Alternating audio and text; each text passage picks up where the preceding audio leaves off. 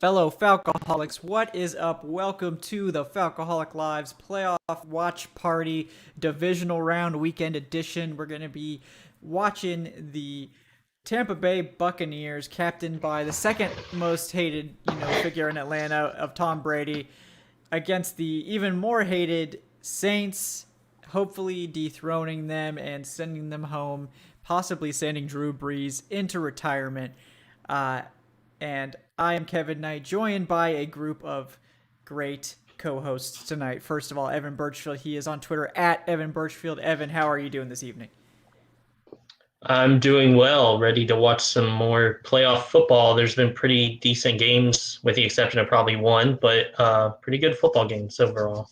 Yeah, pretty good so far. Only one dud. I think we got stuck with the dud last week, unfortunately. So, Mhm. these things happen when you're picking one to watch. Sometimes these things happen, but I don't think today's game will be a dud one way or the other. Hopefully, it'll be watching the Saints lose, and if it just happens that the Bucs just blow them off the turf, that's fine, I guess. But ideally, it'll be a little bit more entertaining, so we're not forced to literally just talk about the Falcons for like more than a half because that's how boring the game was. Uh, Also joining us tonight, Eric Robinson. He's on Twitter at _Eric_Robinson. Eric, how are you doing?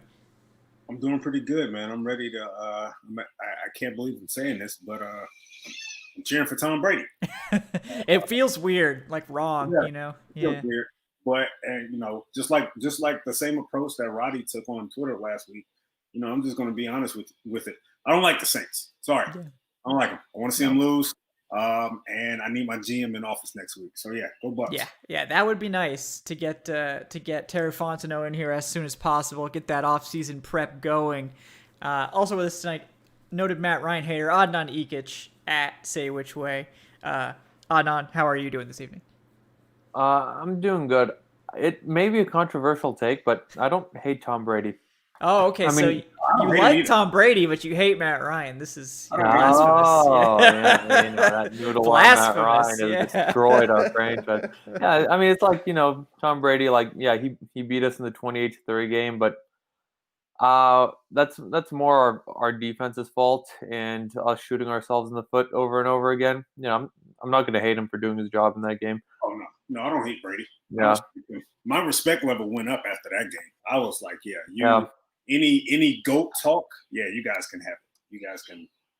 It's one of those where it's like I don't feel really weird at all, like cheering for Tom Brady in this game. It's like okay, like he's just a quarterback. I do despise the Saints though, so Yeah. go Bucs.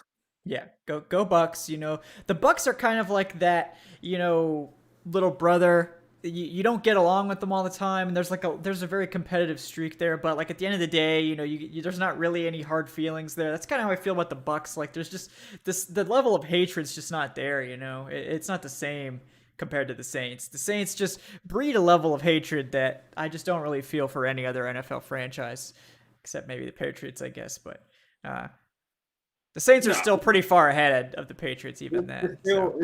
it's kind of sort of like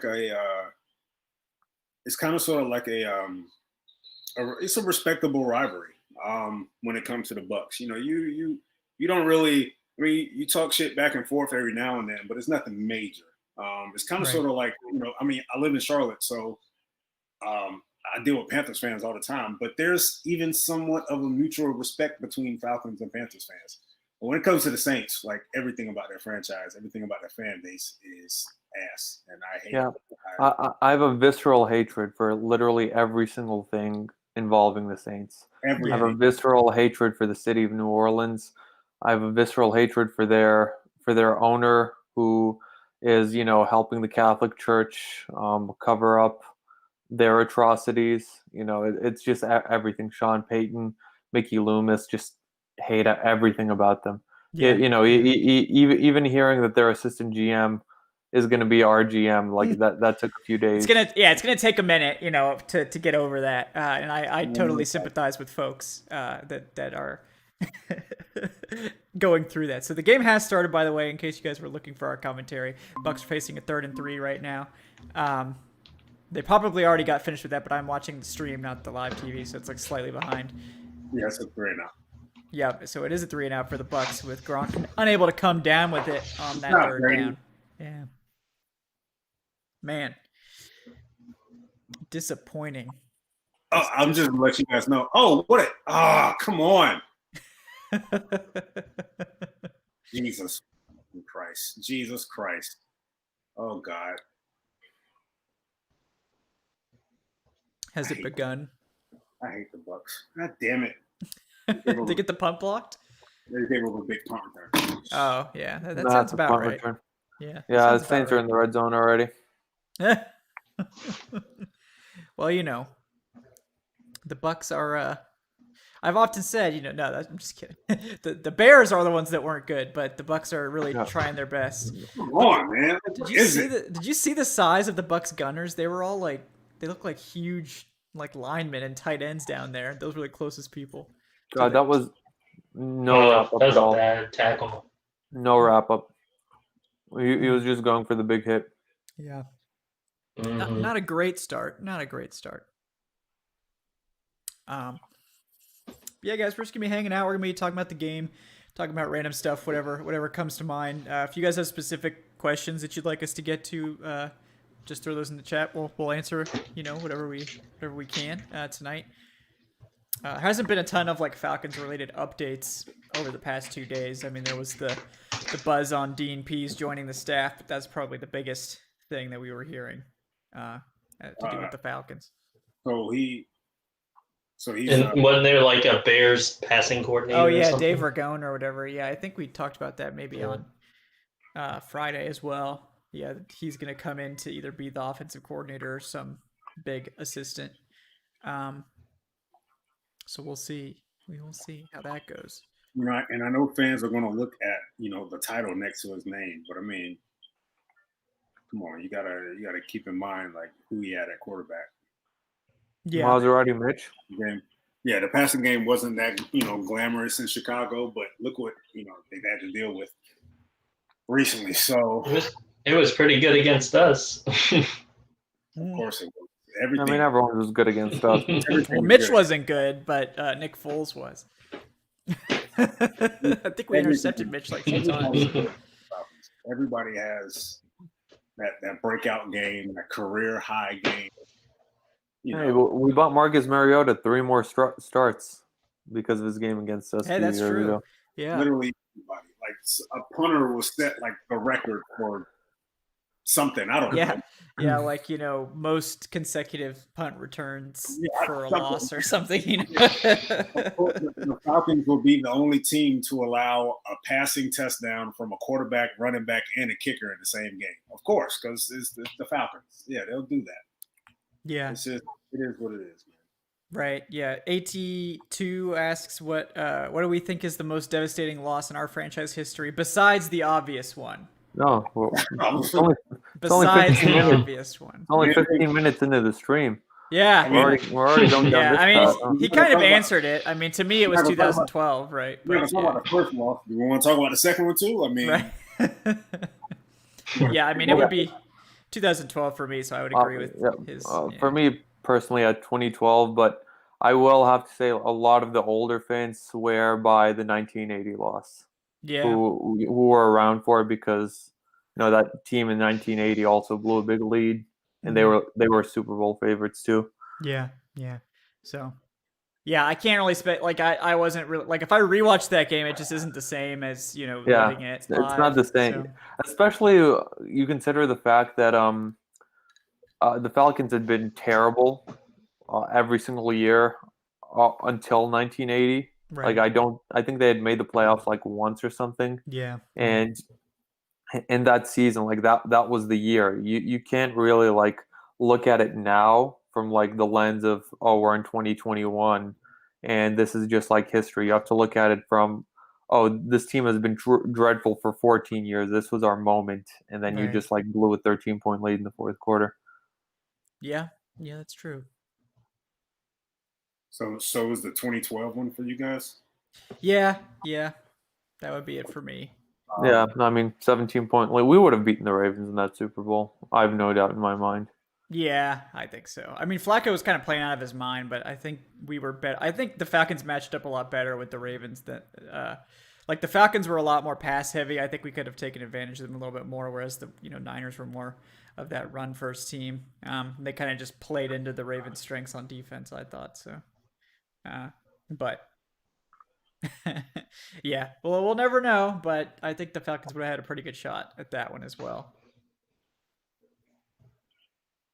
Yeah, this is not a great start. No, they just committed a personal foul, right? So 3 and out, gave up a big punt return, and then got a personal foul for unnecessary roughness.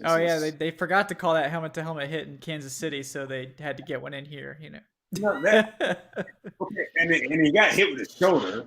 He didn't even hit him with his head, but all right. Right. Whatever. Yes. I mean, I agree. We go with this cheating shit in New Orleans, like you see every game. They're going to give the game to New Orleans if they can. We know this. So no, why? At Brady's expense?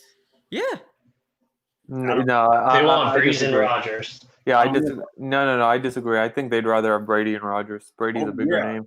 They're going to sacrifice Tom Brady for Breeze. They think they have more years of Brady, so that's why they want Breeze to get in there. But nobody cares about Breeze like that. Nobody cares about Breeze. The NFL does. They're obsessed with him. I think it's more the Saints. Yeah, it's more name the Saints for some reason. The NFL loves the Saints. If Brady was on the Patriots, I'd agree with you, but it's the Bucs. Like, are they really trying to? They're really trying to put the Bucs over. You guys also have to keep in mind, where's the Super Bowl this year? Tampa, right? Exactly. Yeah. Yeah. Well, yeah. They also don't want that to happen. I don't think they want. Why not? I don't think they want that to happen. Because it's never happened. Any quarterback in NFL history that they would want to accomplish that feat is Tom Brady. Yeah, I mean, maybe. And that's a big. They did not get it on third down. Yeah, and did they give him that? No, Thomas was just out of bounds. That was a good one-handed. Yeah, his knee just went out. His knee was just out of bounds. Wow. Yeah, I don't know about that. I feel like they wouldn't. I don't think they'll sacrifice Brady, and the opportunity that they have for Tampa to be the first team in NFL history to play in the Super Bowl that they host. I mean, I don't think the NFL cares about that much, to be honest. Brady does. I'm sure Brady does. He's on the Bucs. Like, of course, that's part of the reason why he joined the Bucs. But it's like, it's like, oh, the Super Bowl's in Tampa. Especially this year, like, I don't think there's going to be even a full capacity of fans. No, probably not. Like, the NFL is at the point where at this point, they just want to see the season out. Yeah. Plus, I think they talked about giving the tickets to like first responders. Like first responders and stuff. Nice so may not even. Yeah. Yeah. So it's not like a bunch of Bucs fans would buy it up. Right. But it is a good accomplishment to see them get at this point, of the season, because a lot of us didn't expect this, and it started off. It was rough for a few teams, here and there, where they might have had to cancel games in succession, but they deserve a tip of the cap, man. They got this far. I will give it to Roger Goodell. I know, like, everyone loves to hate on Goodell. He, like, the PR that he's had with COVID since it started has been, like, he's made all the right moves with it. Like, I remember at the very beginning, he forfeited his salary and gave it to, like, charity or something like that. And now this talk about giving the tickets to first responders, I think that would be a fantastic idea. Mm-hmm. So, I mean, I think Goodell he's made all the right moves, even though, like, there could have been more precautions leading up to it into the season. But, the NFL has done a great job with it this year. They didn't even need that extra week. Right. Yeah, I think we were wondering if they would ever get there. They did not, thankfully. They talked about adding an extra, like, playoff team or something too. Yeah, if they it did. Like got too bad. Oh yeah, that's when that's when I was convincing myself the Falcons had a chance. Yeah, Adnan ran with it as soon as he heard about it. Ran about it. They're going to be 18. Hey, first thing I looked at was I went to the standings, saw how many games back we were. I think we were only back by like a game or something. We weren't actually that far back at that point. Yeah, it was kind of funny, but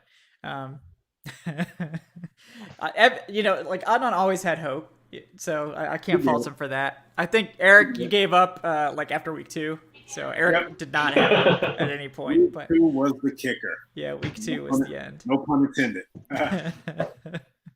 But Nico's asking about the situation with the NFL and possible vaccines by September. I mean, I guess, Nico, we don't know any sort of information about that. My guess would be, and this is totally just my guess based on the timelines we've heard for COVID vaccines and stuff like that.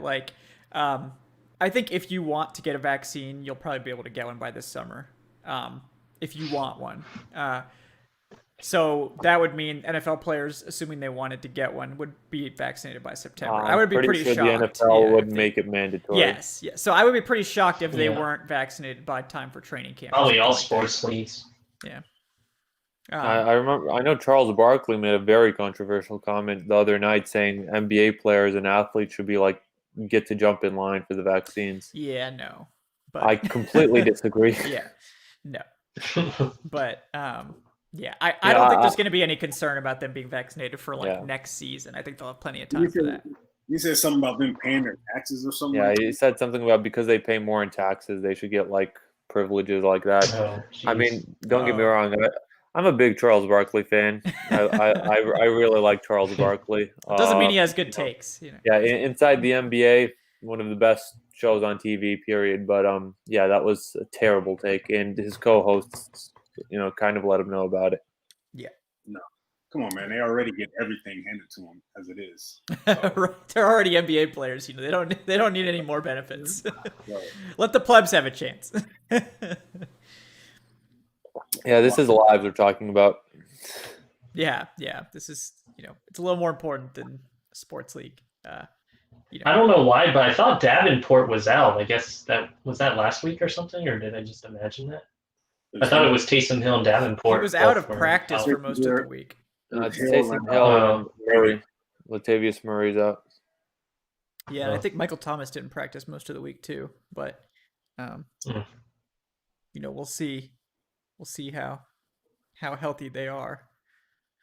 Dude, Man, the Saints really get the benefit of calls. Oh yeah, they do not. They never call them for holding or pass interference. They never do. Yeah, they never do. I will say this about the Bucs. They had a very important, very good defensive stand. Yeah, that was good. Holding 3 there, that's important. Brady gets sacked. So it's a terrible start for the Bucs offense. And the Bucs offense in general, in the regular season, just could not figure out the Saints defense at all. Yeah, it's true. But to their credit, the last time these two teams played, it was week 9, and that was Antonio Brown's first game as a Buc. And at that point in the season, Tampa still didn't have things figured out on offense. They didn't really get things going until probably the last month of the season. Right. So, Jesus, tackle him. Oh, my God. Oh, my God. You got to be kidding me. That's coming back. Man, these guys, they're the Bucs, not starting off on a great. Well, Donovan Smith had a good game last week, so that means that he was going to have a bad game this week. That's how it is. Yep. Like Eric said, it's a punt return touchdown, but a very big flag on the play. They allowed 2 huge. I mean, this one's probably coming back, but yeah, this one's coming back. But man, that is terrible play by the Bucs special teams. Right, man, we're only 5 minutes into the damn game. Yeah, they give up almost 2 punt return touchdowns in 2 punts. Is Mike Smith out there coordinating the special teams? It's Keith Armstrong. Oh, it's Keith Armstrong. Oh no. Oh, that makes sense. Oh yeah, that makes sense. Yeah. To be fair, most of the time under Keith Armstrong, the Falcons had pretty good special teams. So that was a while ago, though. I don't know what he's been doing lately. But man, it's the Saints started out in the red zone. Now they'll have great field positioning again. If the Bucs can hold them to another field goal, it's another big win. But man, I cannot think that Bruce Arians is too happy about this. Yeah, I would say his happiness is a dubious proposition at best after that start. So Oh, I didn't see that Jay Glazer said that Breeze was officially retiring after the season. I know. I mean, I guess I assumed it, Somebody tweeted out that he it's was. pretty- It was Yeah, like a quiet, yeah, like a kind of an open secret. We didn't need Glazer to come out with that. We knew that before the year. When he signed like a CBS deal or something before the year, before the season started. I mean, you never know. Like, I remember Cutler signed that Fox deal, and then he was enticed to come out of retirement. That's Jay Cutler. Yeah, but still. Jason Witten too. He did like what Monday Night Football. Yeah, he did Monday Night Football for a whole year and then came back because he was terrible at it. He was awful with the Raiders this year. Good Lord. But yeah, it can't be worse. Can't be worse ahead, than he was as an analyst on Monday Night Football. Yeah, I knew there was a burn coming, so I wanted to make sure you got that in before I went into my excellent. promo stuff. But yeah, excellent. Yeah, guys, thanks for watching, guys. We appreciate you guys tuning in and just hanging out with us. Like I said before, just a pretty casual show. If you guys have just random questions or whatever, throw those in the chat. We'll just get to whatever we can, throughout the show, and we'll just be kind of hanging out and chatting and analyzing the game. If you haven't already liked tonight's show, we appreciate that. It helps other folks find us on YouTube.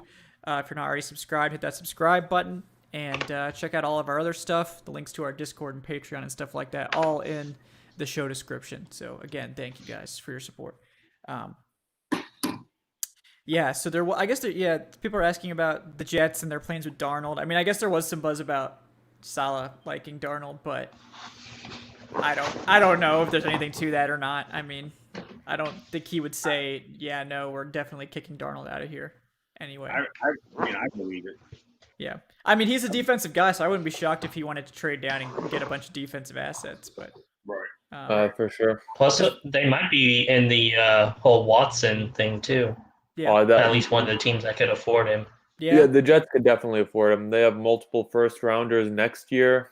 They have I don't know if they have multiple first-rounders the year after that, but, they can give them Darnold. They can trade at least 2 first-round picks, maybe even a little more than that. Mm-hmm. Like, the Jets should be – and Watson wanted them to interview Saleh. Yeah. That would be interesting. I mean, that whole situation is so wild that the Texans basically forced their franchise quarterback out of the building with their ineptitude. I just wanted to say my mistake. The Saints are actually starting on the 30, on their own 30. Oh, okay. So it's the not, penalty wiped it out. It's not in Bucs territory. Okay. Yeah, That's so the nice. Bucs really lucked out there. Yeah, that was a spot of the foul. Yeah. Okay. So Saints have to march most of the way down the field, at least. It's a nice defensive play there. It's going to be interesting to see how he adjusts. I'm pretty sure he will. But when it comes to not having Taysom Hill, right?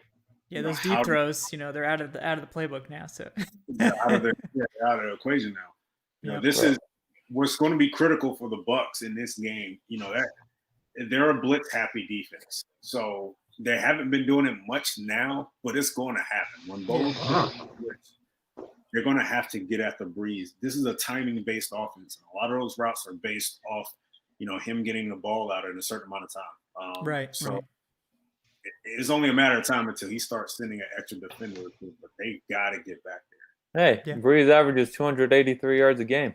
Yeah. Who knew? On 45 to 10. He does 208 yards per game. Yeah, there you go. His accuracy downfield is absolutely dreadful.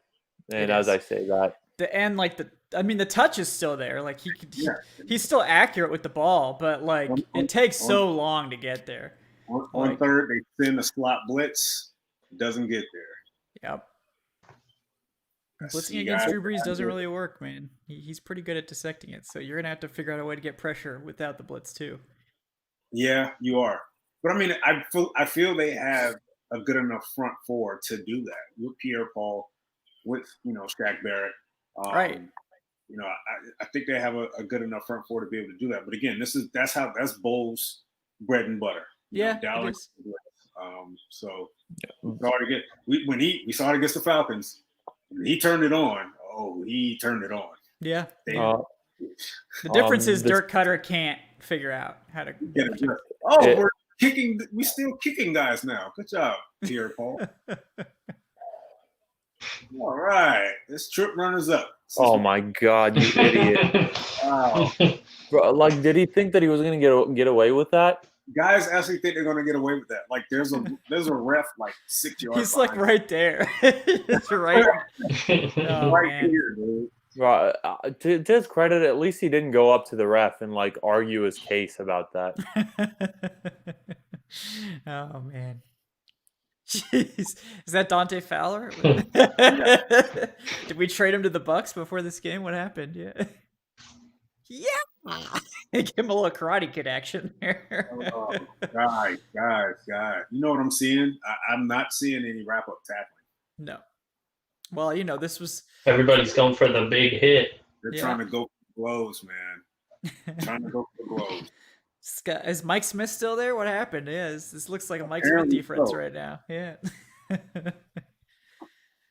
Jeez, man. Can't believe we got the kick.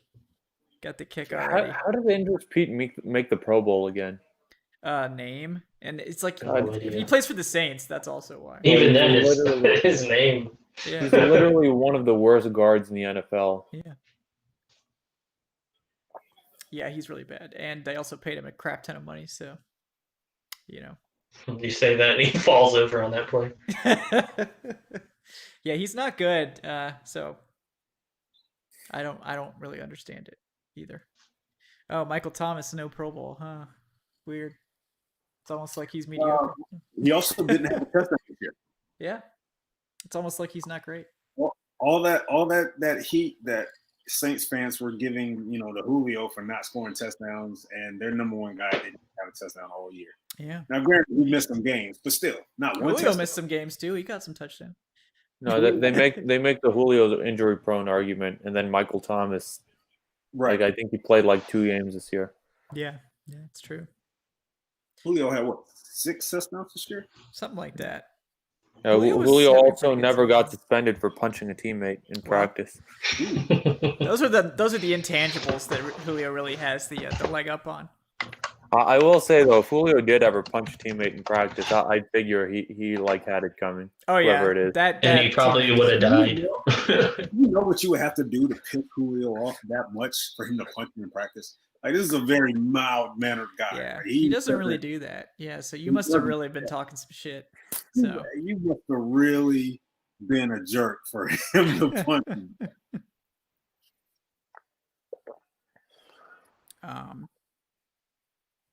This all goes back to that 3rd and 10. You get the Saints in 3rd and long. Yeah, you really have to take advantage of that. Yeah, it's hard, man. You gotta, and Kamara falls over, and they still can't stop him short of a third and one. So the man literally tripped on the handoff. I think George Costanza tipped $5. Yes, I saw that. Yeah, we're gonna get to him. Just gonna give him his whole read off here once we get to the commercial break here, which is probably coming here in just a second. But this drive continues to go. I have seen your tip, George. We do appreciate you a lot, brother. The dude Gardner Johnson talks a lot of trash, though. Yeah, he does. No, I mean, he and Brian Hill were getting into it on Twitter. Yeah, that's all he does, man. That's all he does. I hate that guy. I hate that guy. Yeah, he's rude.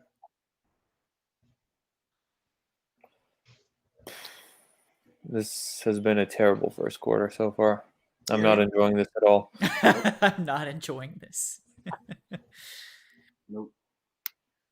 But this is only building up the suspense for a magical Tom Brady comeback. Right, exactly. That's when he plays best, when people are counting him out. So yeah, I mean, hey, the Patriots looked way worse than this against us in our first quarter. Mm-hmm. Yeah, let's see what the Bucs can do here. They keep getting really close to getting Alvin Kamara for a loss, and then they just don't.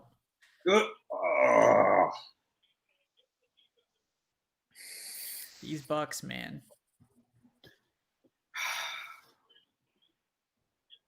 Well, we know the Bucs pass defense isn't good, but The run It's not. defense, at least, is supposed to be good. Number one run defense in the league. But yeah, I think they're like 21st or something like that. Yeah, or 23rd. passing yards. Yeah.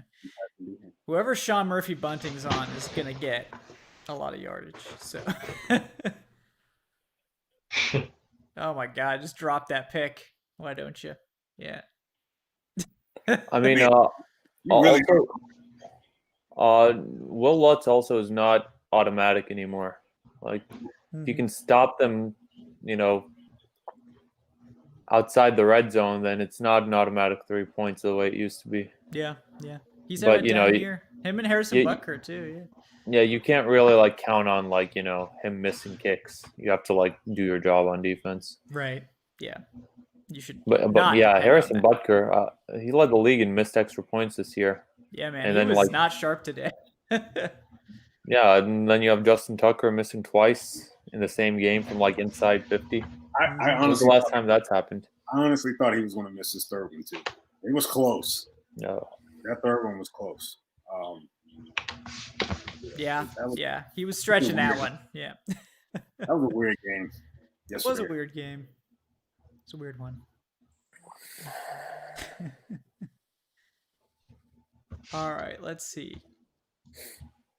Are they going to commercial or are they just No. We went for it on third Oh, down. what the hell? How's this not commercial? I literally just looked down on my phone and saw the I turned middle of the away. play. Yeah. Yeah, that was a big Went big for it on misstep. Oh, it's Right. because there was a timeout. Okay. Dropped back. Got there with four defenders. I was going to say. Shaq Barrett almost got there. He was close, man, but somebody batted the pass down at the line of scrimmage. So Yeah. It was That's JPP, I think. Yeah. JPP. Yeah, batted it down with his 4 fingers. Well, Turner Kirby, who's the Saints' backup if Breeze goes out? It would be Jameis then, right? Because Taysom Hill's not Yeah, playing. yeah, it would be a Jameis Winston revenge game. Jameis Winston revenge. That's the storyline we need in the playoffs right now. That Jameis Winston revenge game. And it's commercial. And Or what if James does have to come in and he just throws interceptions left and right? I mean, that's what I would expect to happen. But I think Bruce Arians would literally probably snicker on the sideline a little bit. No, I remember his quote last year. If we can win with this quarterback, we can win with anyone. we can win with that. What a ringing endorsement. Exactly. All right, so we do have a $5 donation from George Costanza. Thank you again, show benefactor George Costanza, for your support. He says, here to support the show. Love you guys, obviously, even though you're dead wrong about not drafting Kyle Pitts. But hey, it's like pineapple on pizza. Some people like me love it, and others like Adnan hate it as much as he hates Matt Ryan. I do not like pineapple on pizza. I am completely against that. Also, a hot dog is not a sandwich. Okay, Yes, get those it food is. takes. No, it's Get the not. food takes Yeah, in. No, it's not. That's just pure chaos. A hot dog is a hot dog. Yep. And also he adds that the Taints suck. So yeah, full agreement on that one, even if we disagree about the Falcons drafting Kyle Pitts at 4. Now, I will say this about Kyle Pitts. In an Arthur Smith offense, that would be worth the number 4 overall pick. Am I right? No, No, you're not right. Adnan. Stop. back to the topic at hand. Yes. Hot dog is a sandwich, man. All A right. hot dog is not a sandwich. I will go to my grave. I will go to my grave. Kevin, it's time for a poll. Because Time for it's not hot Yeah. dogs. Yeah, poll it. Yeah, poll the chat. Poll We the have chat. 106 people in sample size right now. Neither is a pita. A pita is not between 2 pieces of bread, but we still consider that a sandwich, right? A hot dog is a hot dog. It's its own thing. No, it is a sandwich. A hot dog is part of the culture at this point. It's part Jesus. of the culture. All Last time we hold on. went I to gotta polls, make the poll. It's gonna take me a second. I think I won last time. I did that. Gina did that a couple years ago. Yeah, well, maybe the people have come to their senses. No, the people were right the first time, and they're going to be right again now. A hot dog is a sandwich.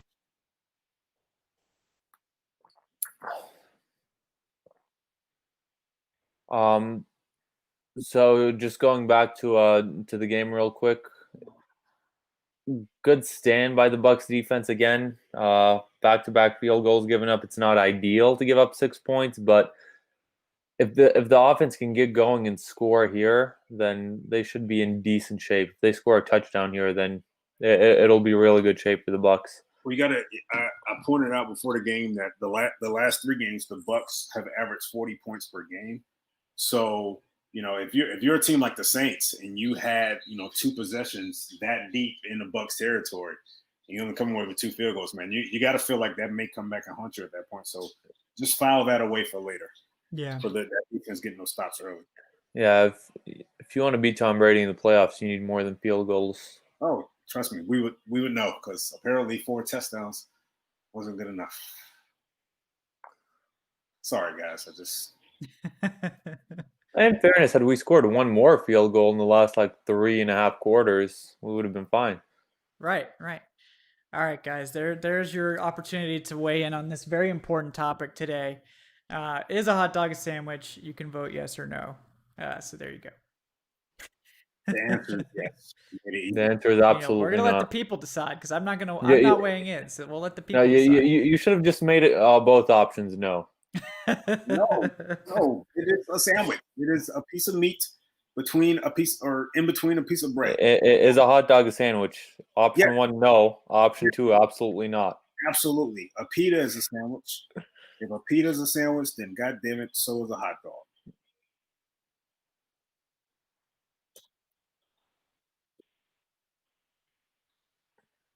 Ronald Jones was just activated before the game too, so. Oh, okay, so he is healthy.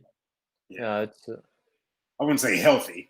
Good enough to play. Right. I mean, he's gonna go in. Yeah. He's running pretty well. I will say this: as someone who drafted Ronald Jones in fantasy, I absolutely despise Bruce Arians. All off season, he was plugging Ronald Jones as this great player, as our undisputed number 1, undisputed. And then they signed Leonard Fournette. Yeah, I panic traded after that. Arians doesn't care much about running backs either. Yeah, I mean you can't trust Bruce Arians at all, but still, it was very annoying.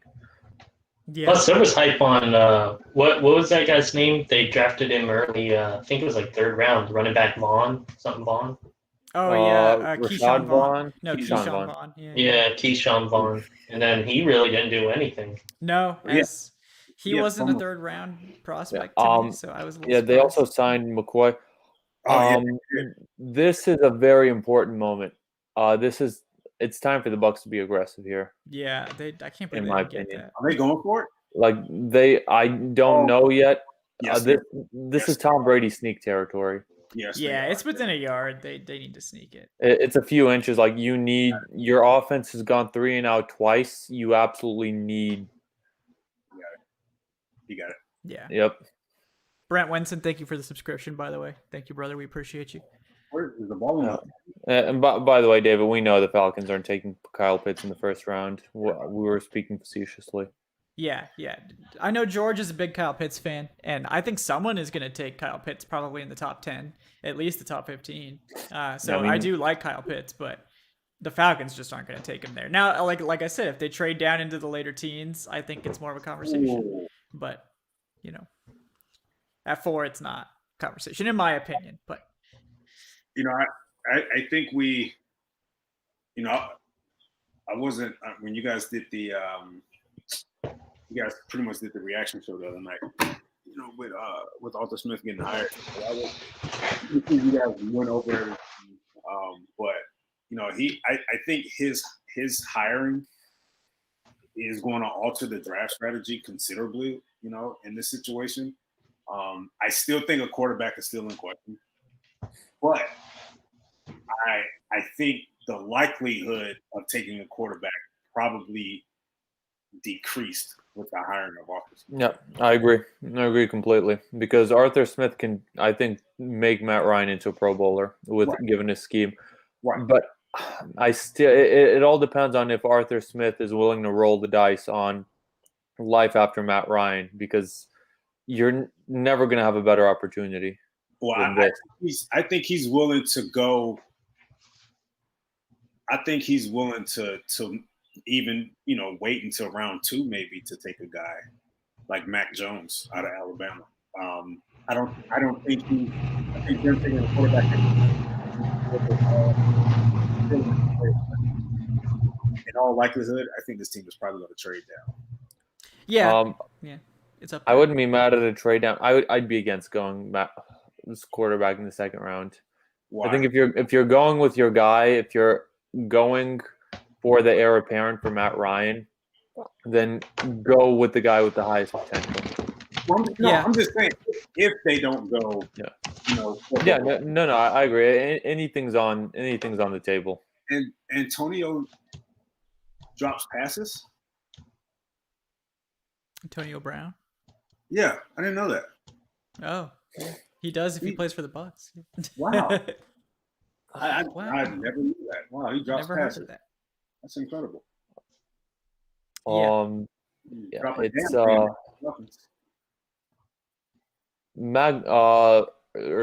Marshawn Lattimore is absolutely Mike Evans' kryptonite.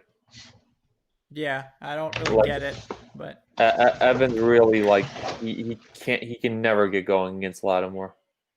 Yeah, it's weird, man. But he in the times that he's been matched, I think it's only been one time though, but he's been matched up against Antonio Brown. Antonio Brown took his lunch money. So those Arians, I'll try to, try to, of course, incorporate some motion, get him in, get Antonio moving at least. But I would like to try to, get some matchups with Antonio against Lattimore. Yeah.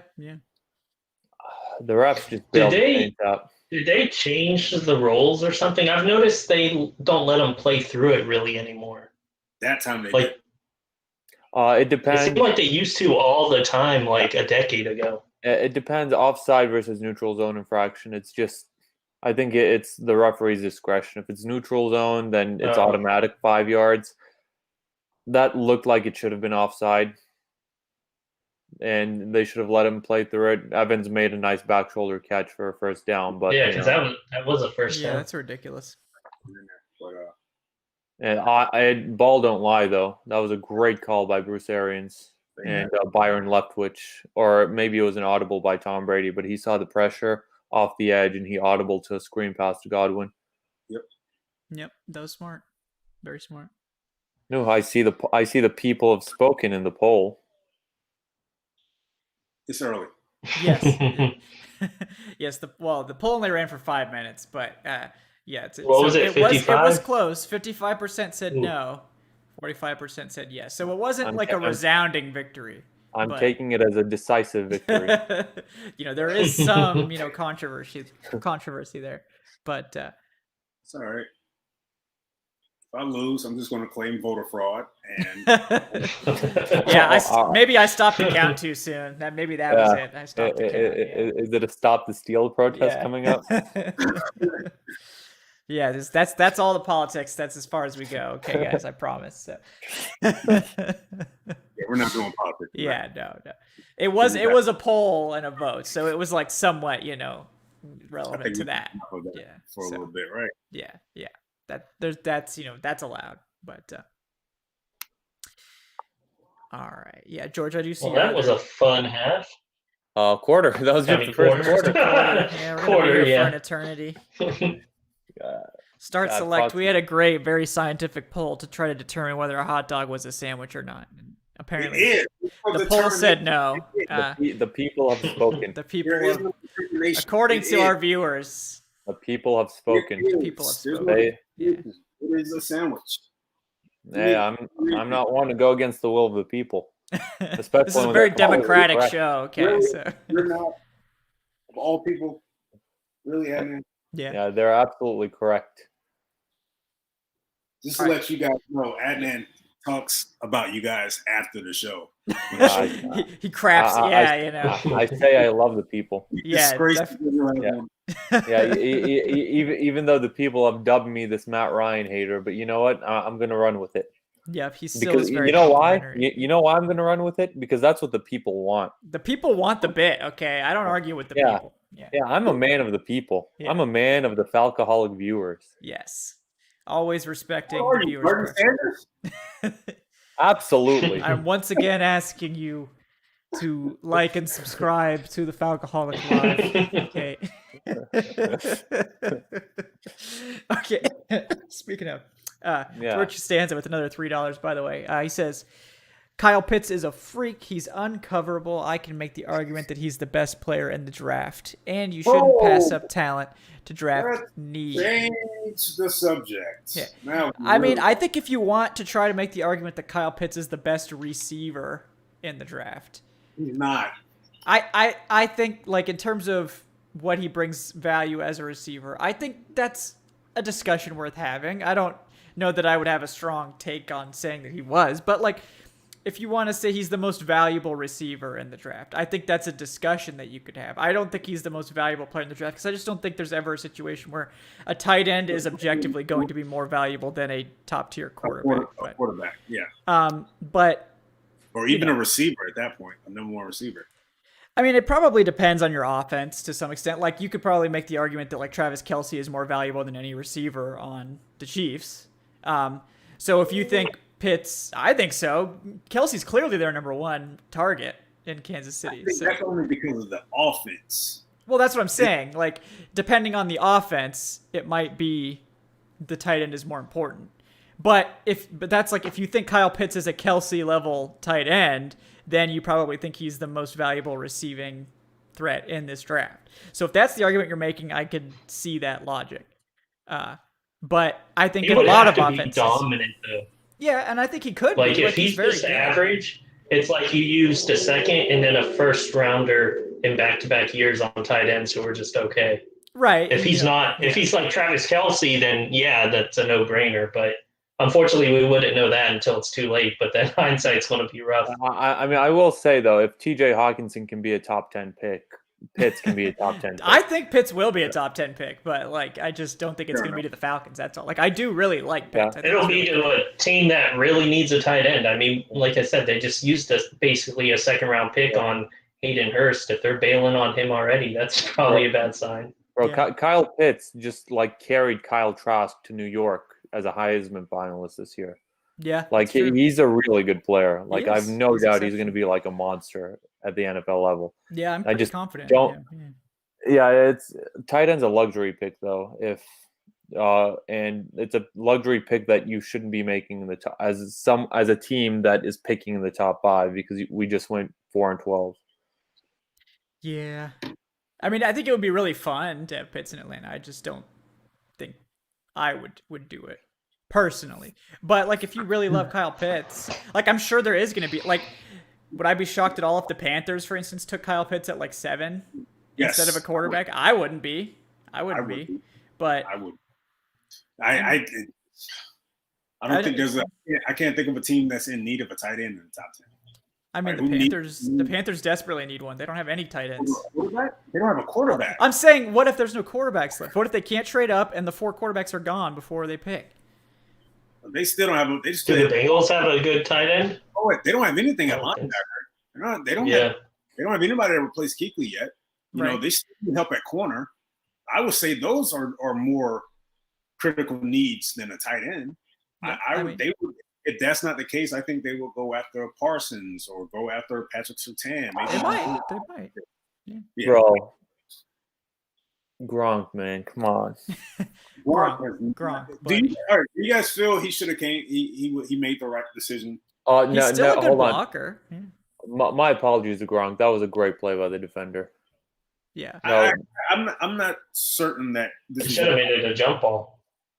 I'm not certain that this was a wise move for him. Yeah, I don't think it was necessary. I mean, he's still a good blocker. He's still a very high-end blocker.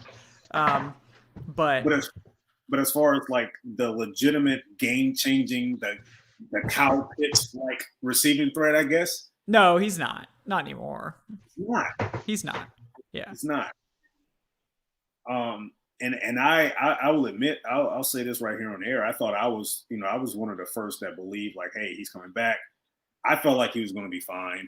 It might have taken him a month or so to get his legs back up on him, but I felt like he's going to be fine. But we're here at the playoffs now, and he still doesn't look. For one, he doesn't look healthy, and then 2, he's just not making the plays that he would usually make, that we're accustomed to seeing him make. Yeah. I wonder how much of it's that offense too, because their tight ends have like been weird how they used them. Like OJ Howard I think he's out for the year, but when he was Yeah. playing, it's like I thought he was going to be pretty big in fantasy, and he's just been a huge letdown every year. And Cameron Brate's just whatever. Yeah, Arians doesn't really use the tight end. Yeah, Arians much. just hates OJ Howard in particular. Well, yeah, that's true also. But he just never has been a guy that really loves the tight end, even in his other stops. So that's probably part of it. But like, yeah, I mean, Dirk Cutter, when Dirk Cutter was there, like Cameron Brate was like a tight end 1, like in fantasy, just because he throws the tight end all the time. But and injury news: Deontay Harris is questionable to return with a neck injury for the Saints. Oh, well, that's huge. Yeah, that's a big deal for them. You had him in the game already. That's huge. It's according to Jeff Duncan on Twitter. Okay, well that is something to keep an eye on, certainly. All right, we got a couple more donations here to read off. So we got Justin Sandu with the $10, brother. Thank you so much. We appreciate you for helping us out there with that and your support. He says just started watching the show this season. Absolutely love it. Thank you, bro. We're glad you're enjoying it. The support. Yep. So he says, my argument against taking a quarterback at 4 is that quarterback will most likely sit for the next 2 to 3 years. This would then shorten that rookie's salary from 5 down to 2 to 3, and that could make it harder to surround him with great talent. That is certainly something to keep in mind. Like, obviously, if you can take a guy and start him for 5 years and get 5 cheap years of high-level rookie quarterback play, that's like the pinnacle of team building, because that cheap quarterback contract, it frees up a lot of cap, $20+ million in cap. I mean, by the time the Falcons are drafting this quarterback, it's maybe $30 million in cap for a franchise quarterback. So like, you're freeing up a lot of money to build out the rest of your team. But I would also argue that even 2 to 3 years of that flexibility and that cheap contract is still worth the 4th overall pick, in my opinion. I completely understand the argument, and I don't mean to cut you off. Yeah, go for it. It's a legitimate concern. Yes. I like that would be the thing giving me pause, because yes, like you're right, it's 2 to 3 years, but if this quarterback like hits, if it's Justin Fields, for example, or Zach Wilson, it's not going to be Trevor Lawrence, and he ends up being a Pro Bowl caliber player, then you have him for 3 years on the rookie contract. And then even after that, he's still incredibly valuable even on his next contract. Deshaun Watson is on his 2nd contract right now, and he's one of the most valuable quarterbacks in the NFL. Right. And also the other counter argument to that is, there's a reason why he'd be sitting for 2 years, because you'll hopefully be getting high-level play out of Matt Ryan for the next 2 years, and then that quarterback will be more ready to make that transition in year 3, having sat behind Ryan for a couple of years than if you just threw him into the fire in year 1. Yeah. I honestly don't believe it's certain that even a rookie quarterback can get that. I think people tend to overlook the fact that, this new regime, they didn't draft Matt Ryan. They didn't give Matt Ryan his contract, which means they're not tied to the hip. Right. Ryan. They may look at him as, hey, we can win with him in 2021, but I guarantee you they're going to look at some point very soon. They're going to look at a window to, move on from Matt Ryan. And I wouldn't be surprised if it's after 2021. Simply because the cap number lowers. Yeah. They absorb less dead money with that.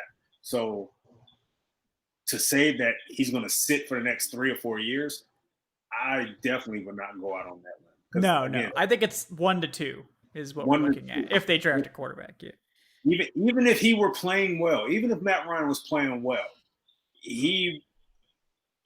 I'm talking like, unless he wins back-to-back Super Bowls, even if he has a Pro Bowl year, gets into the playoffs, I still think they'll consider moving on from him. Simply because at that point, you look at him, hey, he's a hot commodity. Right. You need to trade him to a team that, needs a veteran quarterback.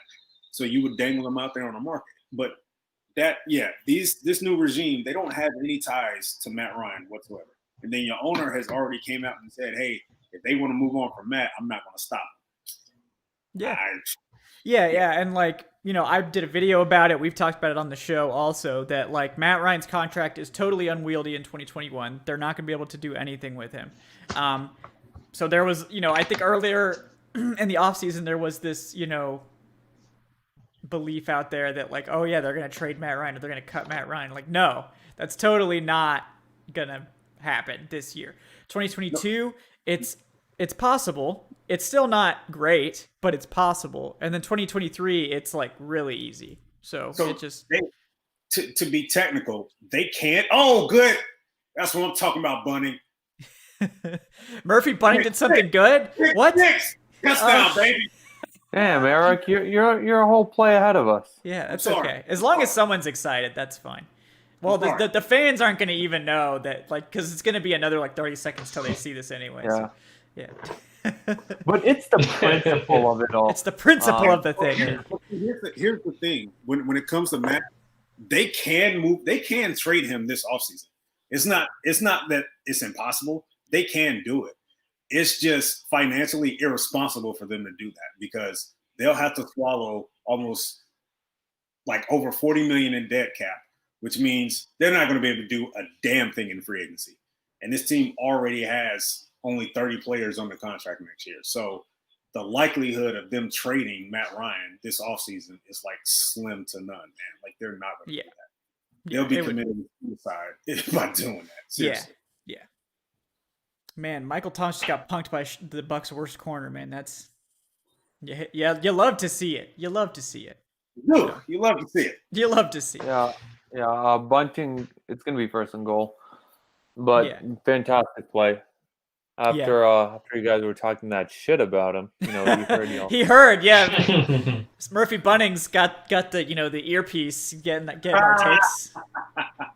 He did step out of bounds before the touchdown though, but that's okay. And Marshawn Lattimore gets beat on the touchdown.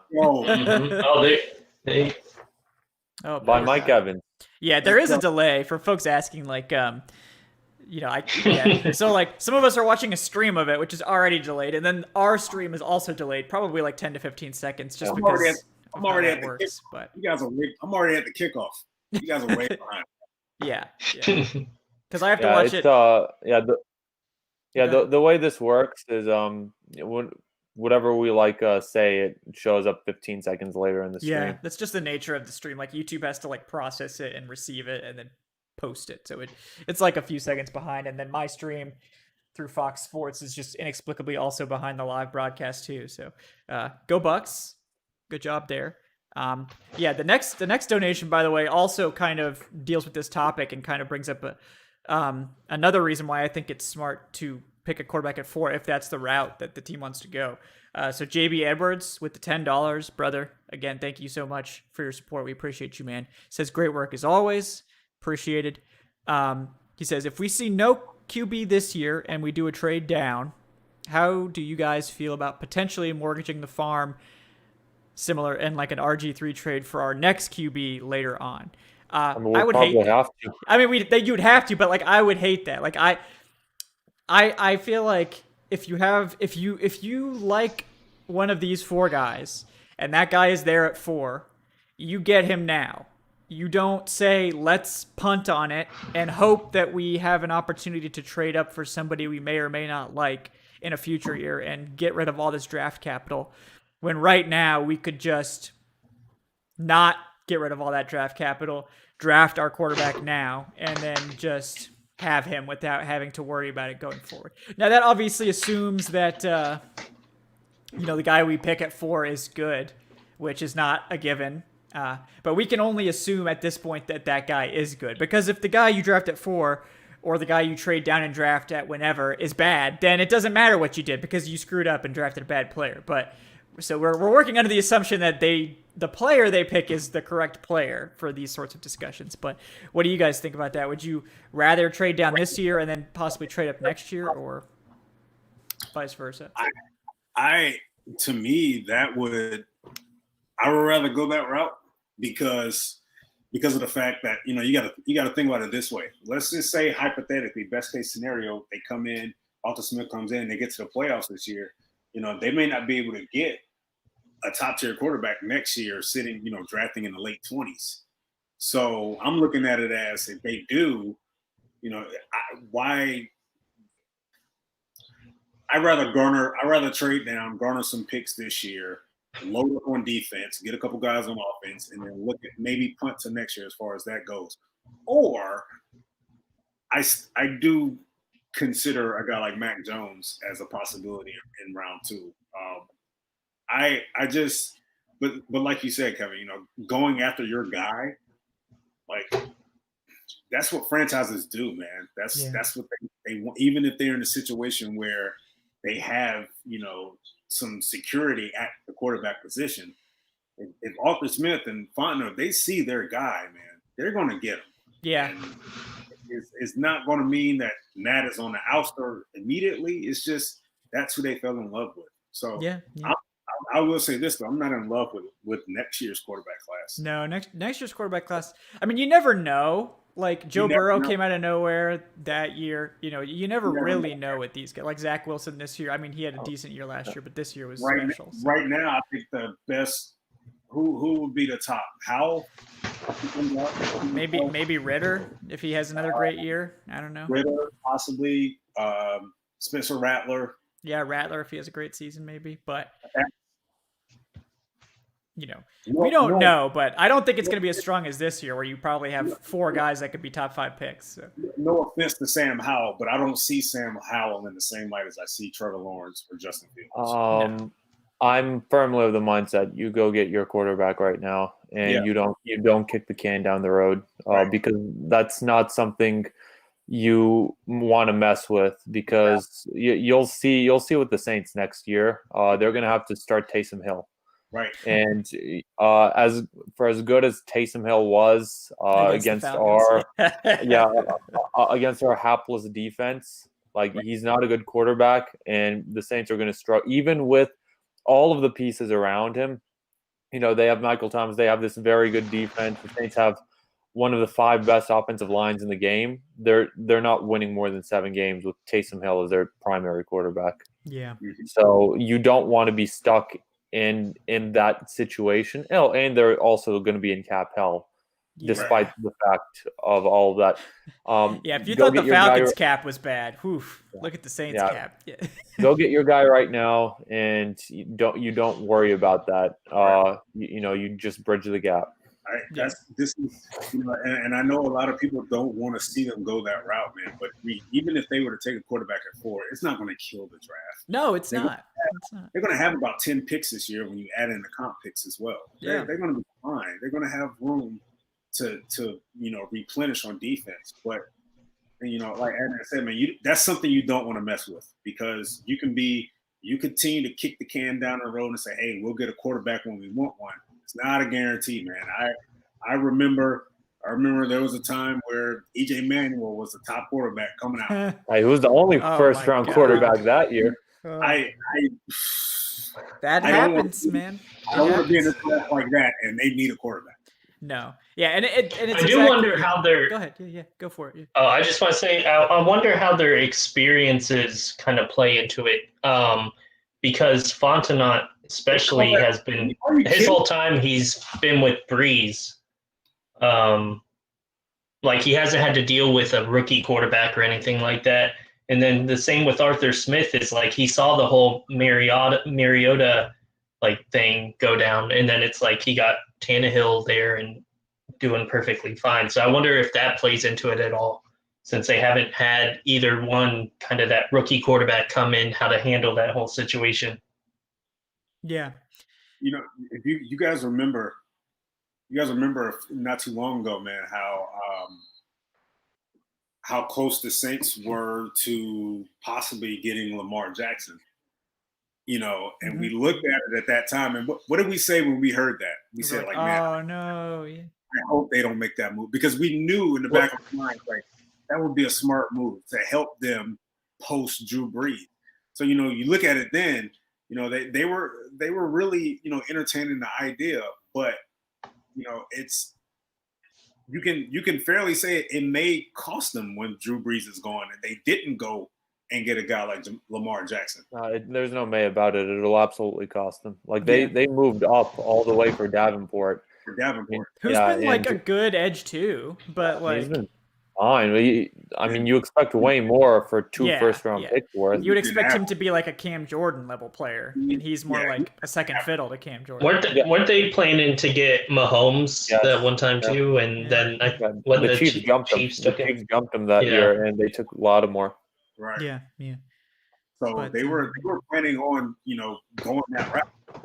Again, at that point in time, with both of those drafts, both of those moves, it would have been smart picks, to be quite honest with you. They would have made it. Yeah. So. Yeah, it just depends. Like, I think ultimately it comes down to like, is your guy there?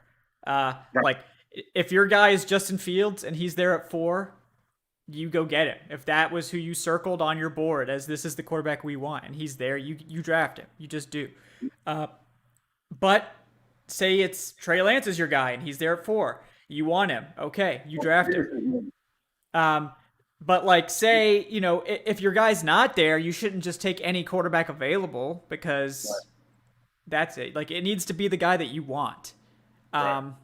So that's ultimately going to be a decision that Arthur Smith has to make and Terry Fontenot have to make to determine, which quarterbacks they want, which ones would be worth that pick, and then go from there. But otherwise, we're not necessarily privy to that information, so we can't say. But the Saints just got a big play, but it's a flag.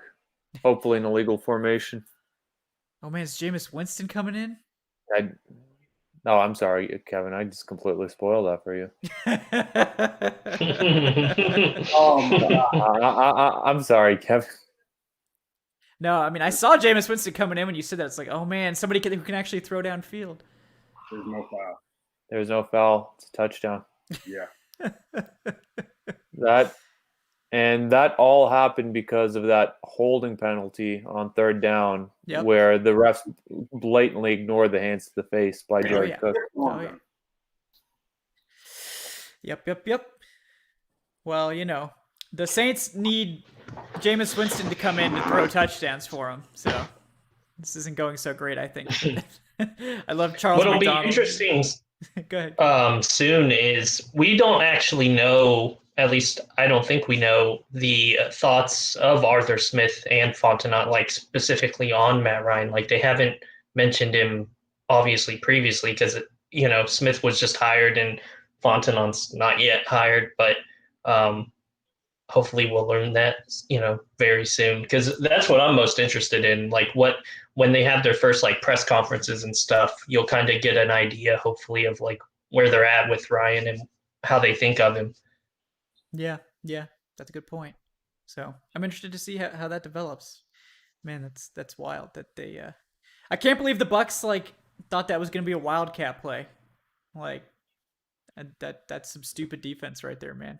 They just didn't have anyone deep whatsoever. If they were just gonna run wildcat, they would have left Breeze in there. Why would they put Winston in? It's just stupid. Stupid, man.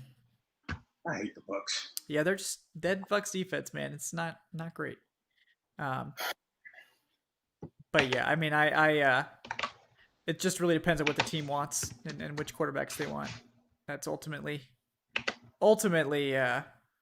how it'll go down at the end of the day. Probably also depends somewhat on what other teams want at quarterback, right? So if somebody else absolutely loves Justin Fields and he's there and the Falcons aren't necessarily in love with the quarterbacks that are left, they probably, would err on the side of taking a big package to move down in that case, which I think is also good. So, all right, so we got another donation from George Costanza here. It's $2. Brother, thank you for your support, man. We appreciate you. He says, I feel that taking a quarterback at 4 is punting on next season. I'm also not trying to say that Pitts is more valuable than Lawrence. Lawrence is definitely worth a lot more wins. But we can't get Lawrence. So for who I think will be available at 4, are you guys saying that you don't think that Pitts would make this offense possibly rival the Chiefs?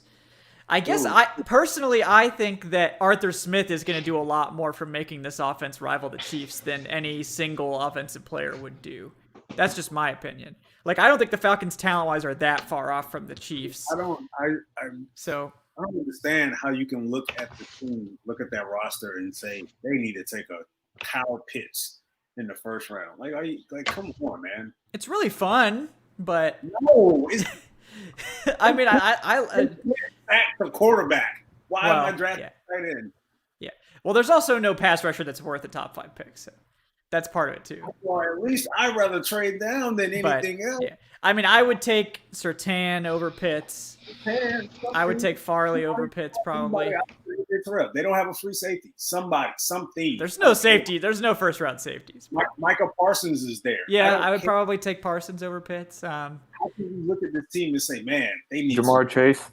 They need to look like Kansas City. No, they also did putting in context. Like, I think if you think Kyle Pitts is better than Hayden Hurst, like, I wouldn't argue with you at all about that. But the Falcons did just spend a second on Hayden Hurst. I wouldn't be shocked if they want to see if maybe under Arthur Smith, he can be more what they're hoping for without investing a first round pick. But we'll see. We'll see. All right. Well, the Bucs, are going to have to score more than 10 points to beat the Saints. Carlton Davis, I don't know what the hell he was doing on that play. It's just such a bizarre defensive. Letting the Saints get away with a lot of stuff, man.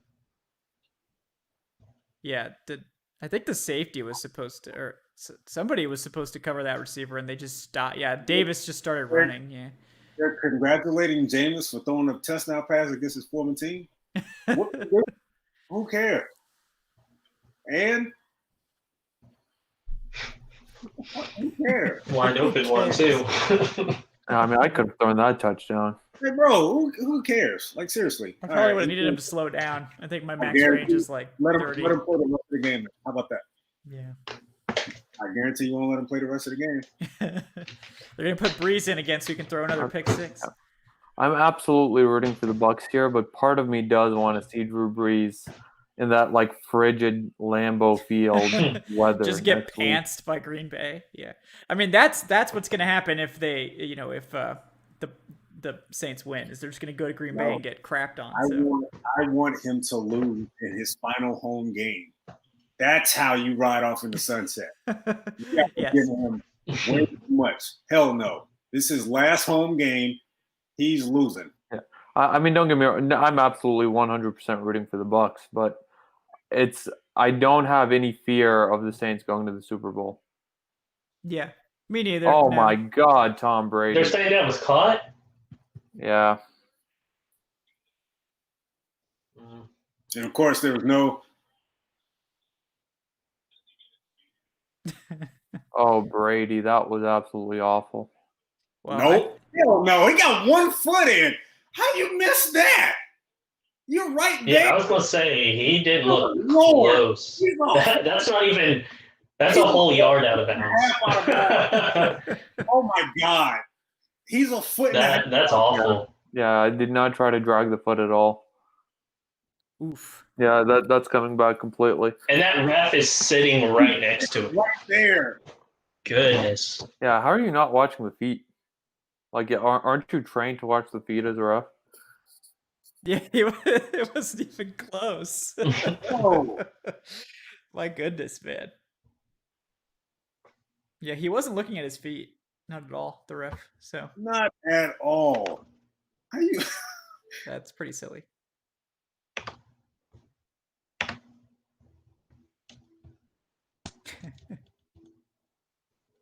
Wow. Well, I don't have high expectations for any sort of officiating in New Orleans. The fix is in. I mean, it's getting called back, so. Come on, man. That's BS. Yeah. I will say this. It was always amusing to me whenever Saints fans tried to argue that Breeze was better than Rodgers. Like, I don't think Breeze has ever been better than Rodgers. Well, since Rodgers, since circa 2010. Right. Yeah, I think that's fair. Like Rodgers has been unreal. He was Mahomes before Mahomes. Yeah, Rodgers is kind of in his own category. or at least he was for a while. I mean, Mahomes is kind of now the new guy that's in his own category, but Oh yeah, I mean the 2 highest passer rating seasons ever were Rodgers, and then Rodgers again. yeah. But they can live in their delusion of Drew Brees never winning MVP, one-time All-Pro. Has as many All-Pros as Matt Ryan, so. Yeah, and 1 fewer MVP. Hey. Put him in the Hall of Fame. It's because he's got that Super Bowl ring that he's a, shoe-in Hall of Famer, so. It's because he stat padded his way to the top numbers. Yeah, we all just conveniently forgot those 3, 7, and 9 seasons, so. Was that third down? That was a third down, yeah.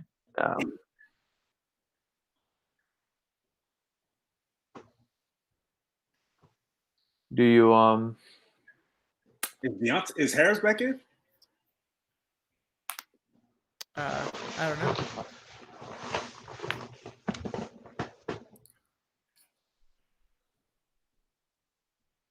This game's pretty wild, man. Yes, Breeze is definitely going to the Hall of Fame. I'm not saying he shouldn't be a Hall of Famer, but I'm saying people are saying Matt Ryan shouldn't be a Hall of Famer, and they're really not that different. The only difference is Breeze won a Super Bowl, so just saying. And Breeze played in New Orleans, so those are the big differences between their careers. Breeze threw for more yards, but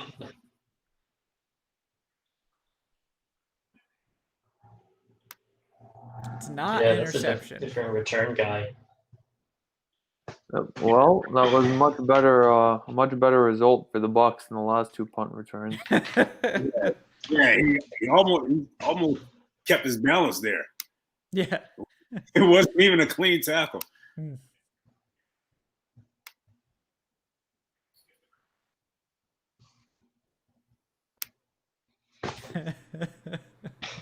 Yeah, man. This punt coverage team is not good. I don't know if Anton Winfield usually plays punts, but he was the gunner on that one and then help clean up that tackle. So maybe they're like, all right, we got to put somebody else back there.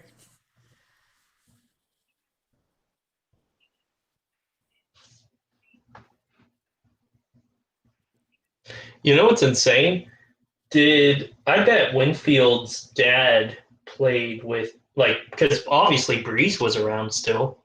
So he probably played with both these quarterbacks because he seemed like he played for the Vikings for, what did he retire in, 2009 or something? Something like that, yeah. Yeah, somewhere in that neighborhood.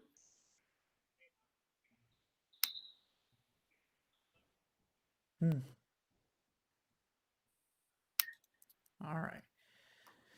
Well, it wasn't a pick, so at least there's that. Thankfully. Yeah. And instead, the Saints start inside their own 10-yard line. Yeah. These guys need another turnover here, man. They neither quarterback has really been able to do anything. Right. I think yeah, Jameis has the best numbers in this game. He does.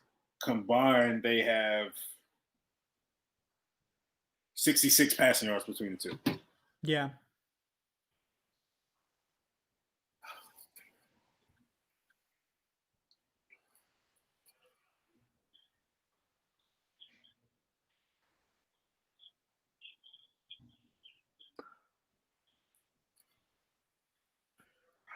Man, there's Emmanuel Sanders. I also have no idea what Troy Aikman's talking about, what a pickup he was. He didn't have that good of a year. Yeah. Those numbers.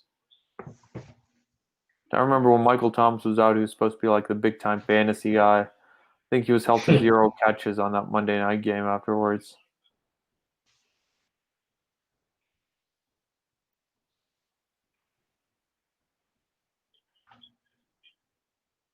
And as I say that, he makes another catch.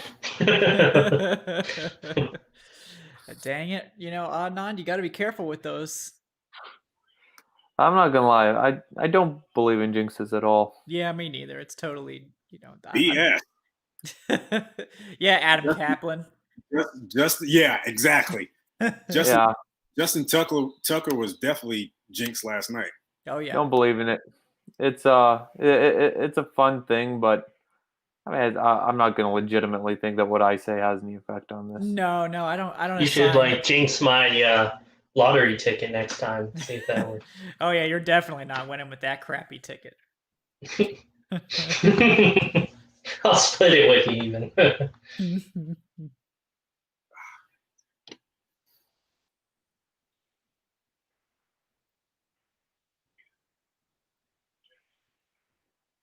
All right, we got one final donation from George Costanza tonight. $3. Thank you again, brother.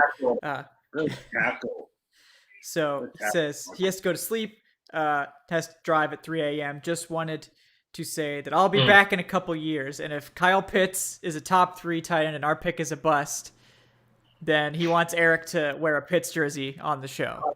So No, you're not agreeing to this, Eric? no. Oh, okay. He's going to be good. Top 3, so that means he's going to be better than Kelsey, Kittle, and who else? Hayden Hurst, brother. I'm not gonna lie. The tight end position is just that barren. It's Kittle. Right. It's Kittle and Kelsey.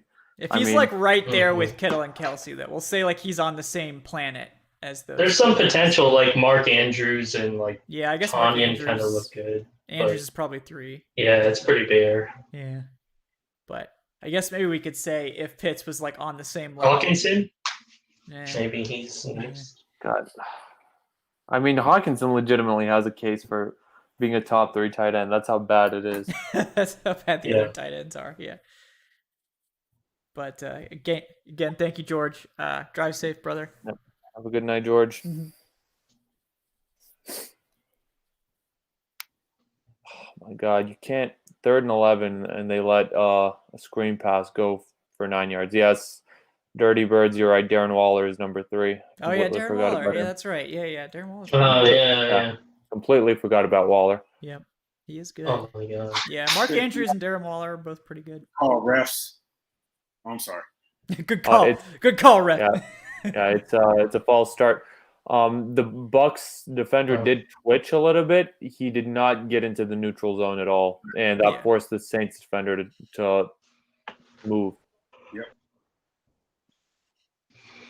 Just can't wait for to see some Falcons motion before the snap. I was watching some tweets. No, there's going to be a lot of that this year. Yeah, he was second in pre-snap motion. Arthur Smith, I think he runs pre-snap motion on 62% of his plays. So, isn't it nice just to have hope again? Don't give up. Like there's potential. Yeah. Even on the first play in the first game, when Ridley goes in motion and then Gage goes in motion, I might cry. I'm gonna tear up a little bit. I loved what was it? It was Charles McDonald. He was watching Arthur Smith film, and it's after Matt Ryan drops back for the 15th bootleg in the game. 50th. Arthur's 50th. He's I'll fucking do it again. I do love that meme. I do love that goofy meme. Wide open in the middle of the field. Yeah. It's going to be beautiful, man. Like I said, Exactly. Yeah. We're getting Ridley in motion, Gage in motion, and then maybe he'll actually use Chris Rowland. It's beautiful, man. That's something we've been waiting for. So we won't have to watch Todd Gurley run in quicksand anymore. Oh my God. Watch Ito Smith become a 1,000-yard rusher under Arthur Smith. There's just because. Yeah. Man. But no, I do think they're going to draft another running back. But Ito Smith will have a chance, as will Quadri Olison. I know someone asked about Quadri Olison at one point. Olison definitely fits Arthur Smith's scheme better than he fit Cutter's scheme. So I don't know what the hell that pick was when they made it. But one thing that's bothered me a little bit about the Bucs have really tried to make Leonard Fournette a pass-catching running back. That's just not going to happen. Oh yeah, their running backs just do not catch passes well at all. Even Ronald Jones has had egregious drops. They tried. They really tried, but these guys are just God, yeah, that was terrible. It's just terrible. It's because Tom Brady's so like used to like the James Whites of the world. Whites and yeah. Isn't Theo Rex Riddick Burkhead. Theo Riddick is a Marshall free Faulk at agent, one man? point. Yeah, Theo Riddick's a free agent. Go get that man. Get Tom Brady someone to throw the damn ball to, like, for God's sake. Remember, Brady had you mentioned James White. Remember he had Kevin Falk for a while. Yeah. Early in his Patriots career, he had J.R. Redmond. Like he always had that utility back that would just put up. Dion Lewis was big for him too. Dion Lewis was like a Pro Bowler. Yeah. Yeah. Wild. It's later on. Even Rex Burkhead. In the end, was fantastic pass catching back. You always had that utility guy. You really don't rely on him much in the run game, but you look at the box score and he has 7 or 8 catches. Yeah, the guy who dropped in like the 9th round of a PPR league, and he ends up winning you at like the league. Right. Yeah. That was the one thing that I saw often with James White, man. James, outside of catching a few passes, he wouldn't really do much else. But you look at the games and you look at the box score after the game, and James White has 7 catches. He's 8 catches, got the most targets on the team in one game. Like he knows how to contribute, man. He knows his role. So they started drafting weird towards the end of Brady's tenure there, didn't they? Sony Michel just didn't make any sense and still doesn't really make any sense the way they use running backs. But then it's like it seemed like they were drafting a receiver every year that just didn't pan out. Yeah, that's just Belichick not knowing how to evaluate the wide receiver position. Yeah. It's so funny that he really doesn't. Like, they haven't drafted well in New England, and they've just still been. Yeah, that's what I'm saying. Like, it's like just fell off the cliff, the drafting. Yeah, I don't think it was ever particularly good. I mean, they definitely hit on a few key players here and there, like Hightower and Gronk, obviously. But yeah, I mean, for the most part, they've been getting by just kind of coaching up players and cast-offs from other teams and just kind of getting it done with less. Julian Edelman being a number 1 wide receiver out of nowhere. Like, it seems like they're better at just finding guys off the scrap heap than drafting them. Yeah, you have Patriots fans actually arguing that he should be a Hall of Famer. Oh my God. Yeah, might as well let everyone in that case. Right. And Wes Welker, before he went there, he played for, I think, Miami. Was it the Rams? Yeah, he was undrafted. Welker was undrafted. He was undrafted. Oh, you're thinking of Amendola, who also did pretty good there. Yeah, that's right. Yeah, Amendola. Chris Hogan for like 2 years. Yeah. It's crazy. Oh yeah, all those like white guy wide receivers. Yeah, just like average white guy. Yeah. Turned into like 1,000-yard receiver in New England. Yeah, so someone like working as a greeter in Walmart or something. And Bell turns into like, the next big NFL wide receiver. Like Edelman was like, wasn't he a quarterback at Akron or something, or quarterback at Toledo or something? I think so. He's at Kent State. Yeah. Oh, Kent State. I think it was somewhere up there. And yeah, it's Wes Welker though, like with the Patriots, and then like Welker went and played and was like a Pro Bowler with the Broncos and Peyton Manning in the same season.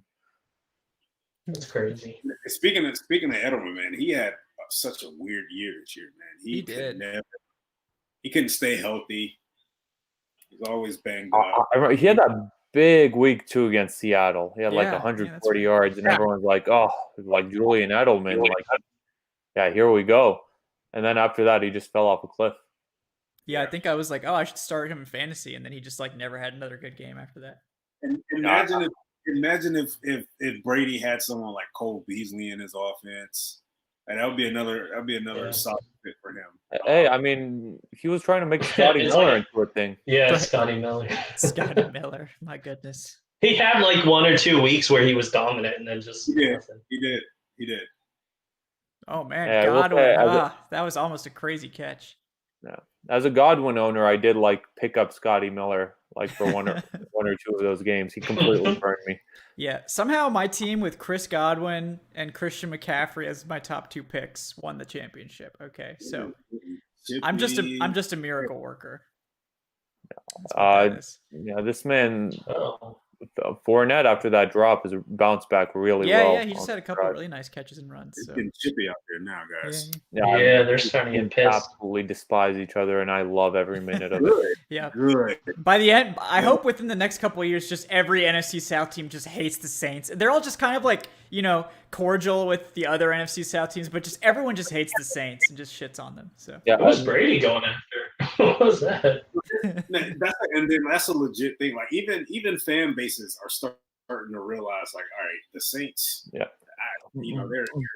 But it's different. Yeah. It's like they hate the Saints, but they all see the Falcons as their biggest rival. And that's not just me like saying, oh yeah, like Falcons are their biggest rival. It was an ESPN article where each team's beat writer, like their primary beat writer, and for the Falcons it was the late great Von McClure who was shout out to Von, contributing for the Falcons. But I read like every single NFC South team had the Falcons as their like number one like biggest rival. The Falcons had the Saints, of course.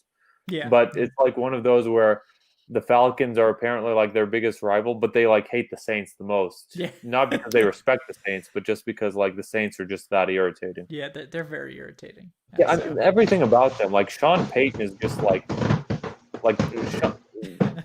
just like look at their leader. Like Sean Payton is just someone who like you despise. Yeah. I mean, when you put someone like that as the face of your team, I mean, I don't know what you expect. You're just gonna have a bunch this of is the unlikable. franchise that this is the franchise that's supposedly like covering up for like pedophilia right now. Right. Yeah. Like hiring. It is PR crazy firms. how it's been completely swept under the rug. How the year after the Super Bowl, I think it was the year after Super Bowl when Peyton was suspended for a whole year. It's like nobody ever talks about that. Like a coach being suspended for the entire year. Oh, I don't know. Putting bounties on players. Bountygate. Bountygate. Yeah. No, like Saints fans are convinced that was not real and didn't happen, and like the NFL just targeted them for it. So there's literal tapes of Greg Williams, like that they kept tapes. They like released the tapes about it. Basically in a locker room saying off with their heads, and they're like, I don't know what they're talking about. Yeah, he gave that like thing about like, cut the head off the snake and like kill the head and all this. Like, I wanted to take on the stick after the game or something like that. Right? He was talking about like targeting Michael Crabtree. Frank Gore, Michael Crabtree's knees. Targeting his knees and like taking them out. Like, bro. Yeah. But you can't even claim ignorance about like cutting the head off because that can be a symbolic like thing. When you say go after his knees, that's like like come on. In the game backs it up. Like if you watch how they attacked like Favre and I think it was Kurt Warner, wasn't it? They were like doing some vicious. Yeah, I remember. There was they weren't targeting. They were targeting him in the regular season when Steve Smith scored a touchdown. One of the Saints players, after he was in the end zone, just like kept going at him like 10 yards into the end zone, trying to like hurt him. And Steve Smith, like being the super strong guy he is, just completely shook him off. Yeah. Yeah, man, that was not a great era of sports history, and Saints fans should own up to it, man. I mean, like seriously, it was bad. I'm completely shocked that everyone's just covering up the like pedophilia thing. It just like came out. It was like a Sports Illustrated article, and then it's oh, okay, like carry on. Well, coronavirus is the biggest story, so that's probably part of it. Oh my God, no, Godwin. More like not Godwin. Oh my goodness. Man, I don't think he's dropped a pass like that all season. Drop 6. Just wide open, man. Wow. Hit him in the hands. He had it. Just. Oh, that would have been beautiful too. How he got his foot in. Oh my goodness. Yeah, that was. Watch that left foot dragged. Oh my God. The Calvin Johnson rule did everything, but just could not maintain control. Yeah. My God. It's wild, man. He was open. Brady put it on the money too. Oh yeah, that was Brady like with the defender flying in front of him too. That was. Thank God he had the awareness not to be to the left a little bit more because he would have went straight into that goalpost. Even with the padding, that would have hurt. Oh yeah, that would have been terrible. Yeah, he was moving way too fast. Now, if they give him this touchdown, which I don't think they are, they should definitely give AJ Terrell his interception. in week Right? 16. Yeah. I mean, I guess technically the ground's not I want supposed that to be to be able a to touchdown, but it cause shouldn't be. I want it to be a touchdown. I hate the Saints, but no, that's Why they review? Oh, this must be this can't be an Arians review. You can't review on the 2 minutes. Right. It's So it's a booth review. it's inside 2 minutes. It's a booth review. Yeah, they like called Why it are from they up. reviewing it? I guess they're I mean- saying maybe if he got 2 feet down and in the end He zone, did get that 2 was I a mean, no. he technically has it right there. It's just the ground causes it He out of has bounds. possession and 2 feet down. So did AJ Terrell. Yeah, yeah, postseason, give AJ Terrell that pick back. Thank you. Yeah, ruling stands. That was I mean, there's no harm in reviewing it.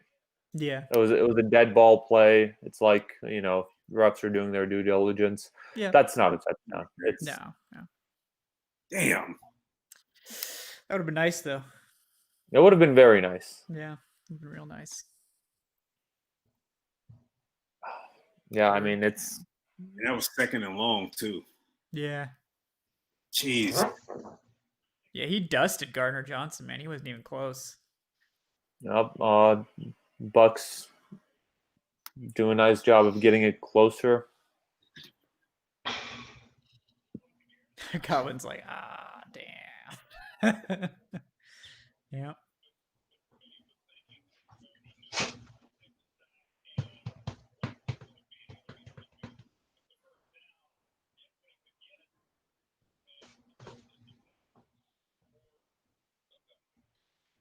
All right, let's see.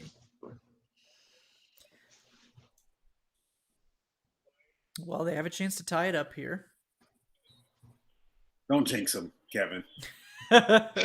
I assume that the kick had already been made, honestly, because you guys Yeah. are so far ahead. But Yeah, you know how confident I am that jinxes aren't a thing? I guarantee this make 100%. I guarantee. I'm not even going to listen to Eric's reaction to it. Yep. My headphones are coming off. Oh my God. Are you kidding me? He drained it. He drilled it. He got it. Yeah, he crushed it. Even I'm caught up to this now, so there's no suspense. Yeah. Yeah, I wasn't paying attention to the screen at all. I was just looking up at the TV. Definitely. Yep. So there will be a tie game at the half. So But Youngway Yeah, couldn't. first. Youngway couldn't hit a 34-yarder to tie the game up against the Chiefs. But it's all good. Hey, that helped the tank. That preserved the tank. Hey, Youngway respects the tank. All right, he's a legend. Yeah. I will never say a bad thing about Youngway. No one cares about the tank. That That's kick not was true. partially I blocked, care. by the way. Yeah, That it was kick was partially partially blocked. blocked, yeah. Yep. It was partially blocked. It's an So- excuse. Excuses. Look, I care about the tanks. You can't say no. You can't say nobody Absolutely cares. care about- Yeah, I had a care. tank watch for the last month of the season. I was doing tank shots every day, every Sunday for 4 straight weeks. Okay, so there were a lot of fans that cared about the tank. Yeah, my what if we win or lose article, the second half of the season was a de facto tank article Right. looking at the teams around us. All right, so I know we had some questions. Now that we're at halftime, we'll get to some of those. If you guys have other ones, drop them in here. Let's see. Yeah, I know some folks were asking about possible running back targets for the Falcons on day 2. A lot of people obviously are hyped up about Najee Harris and Travis Etienne. I don't think the Falcons are particularly likely to end up with either of those guys because they're not going to take a running back in round 1. So day 2 guys, we've mentioned Javonte Williams from UNC. Yep. I think that he has a great chance of winding up in Atlanta because he's a similar guy to Harris and Henry. Obviously not the total freak of nature that Derrick Henry was, but big physical running back who's very capable in an outside zone scheme. Yep. So Yep. he would be my choice right now on day 2 would be Javonte Williams. But All right, hold on. Guys, I'm going to be back for the second half. okay. Yep. I like Javonte. I like Trey Sermon out of Ohio State. Those are 2 names that I will keep an eye on. Khalil Herbert out of Virginia Tech is another mid-round guy. Kylan Hill out of Mississippi State, another mid-round guy. There's no Derrick Henry in there. Well, I'll take it back. Najee's the closest thing to Derrick Henry. But like you pointed out, they're not going to get a Derrick. They're not going to get Najee in all likelihood. And I want fans to understand you don't need a Derrick Henry in this scheme. They just so happen to have Derrick Henry on the roster with this scheme. That's why it worked. So please do not approach this draft thinking they need to get a running back that's similar to Derrick Henry. No. Don't need. He runs outside zone. Like, obviously, if you could get Derrick Henry on day 2, then sure, that would probably work great. But like, they don't need that. Like, they could make it like if he had prime Devontae Freeman, also a very good outside zone runner. I'm sure the scheme would work just fine with Devontae Freeman. Like, it doesn't have to be this prototype giant physical running back. Like, outside zone can work with a whole slew of types of guys. It's more outside zone's a lot about vision. It's a lot about that sort of stuff. It's not just about your physical characteristics. So, and they run a variation of they have a variety of running. So they do outside zone, they do inside zone, they do gap, power gap. So the only thing what you're going to notice, the big difference you're going to notice with this team, you're not going to see a fullback on the field. Yeah. At all. Yeah, they might don't. not even be a fullback on the roster. Yeah, they might. Yeah. They don't really. Just going through since we talked about the like if they went the draft route, obviously cap space is a little tight. But looking at free agent running backs, let me just name some and just tell me what you think. So like Mike Davis, obviously Carolina is probably comparable. Let's see, like Malcolm Brown of the Rams, he's kind of like a more power back, but he's kind of quick too.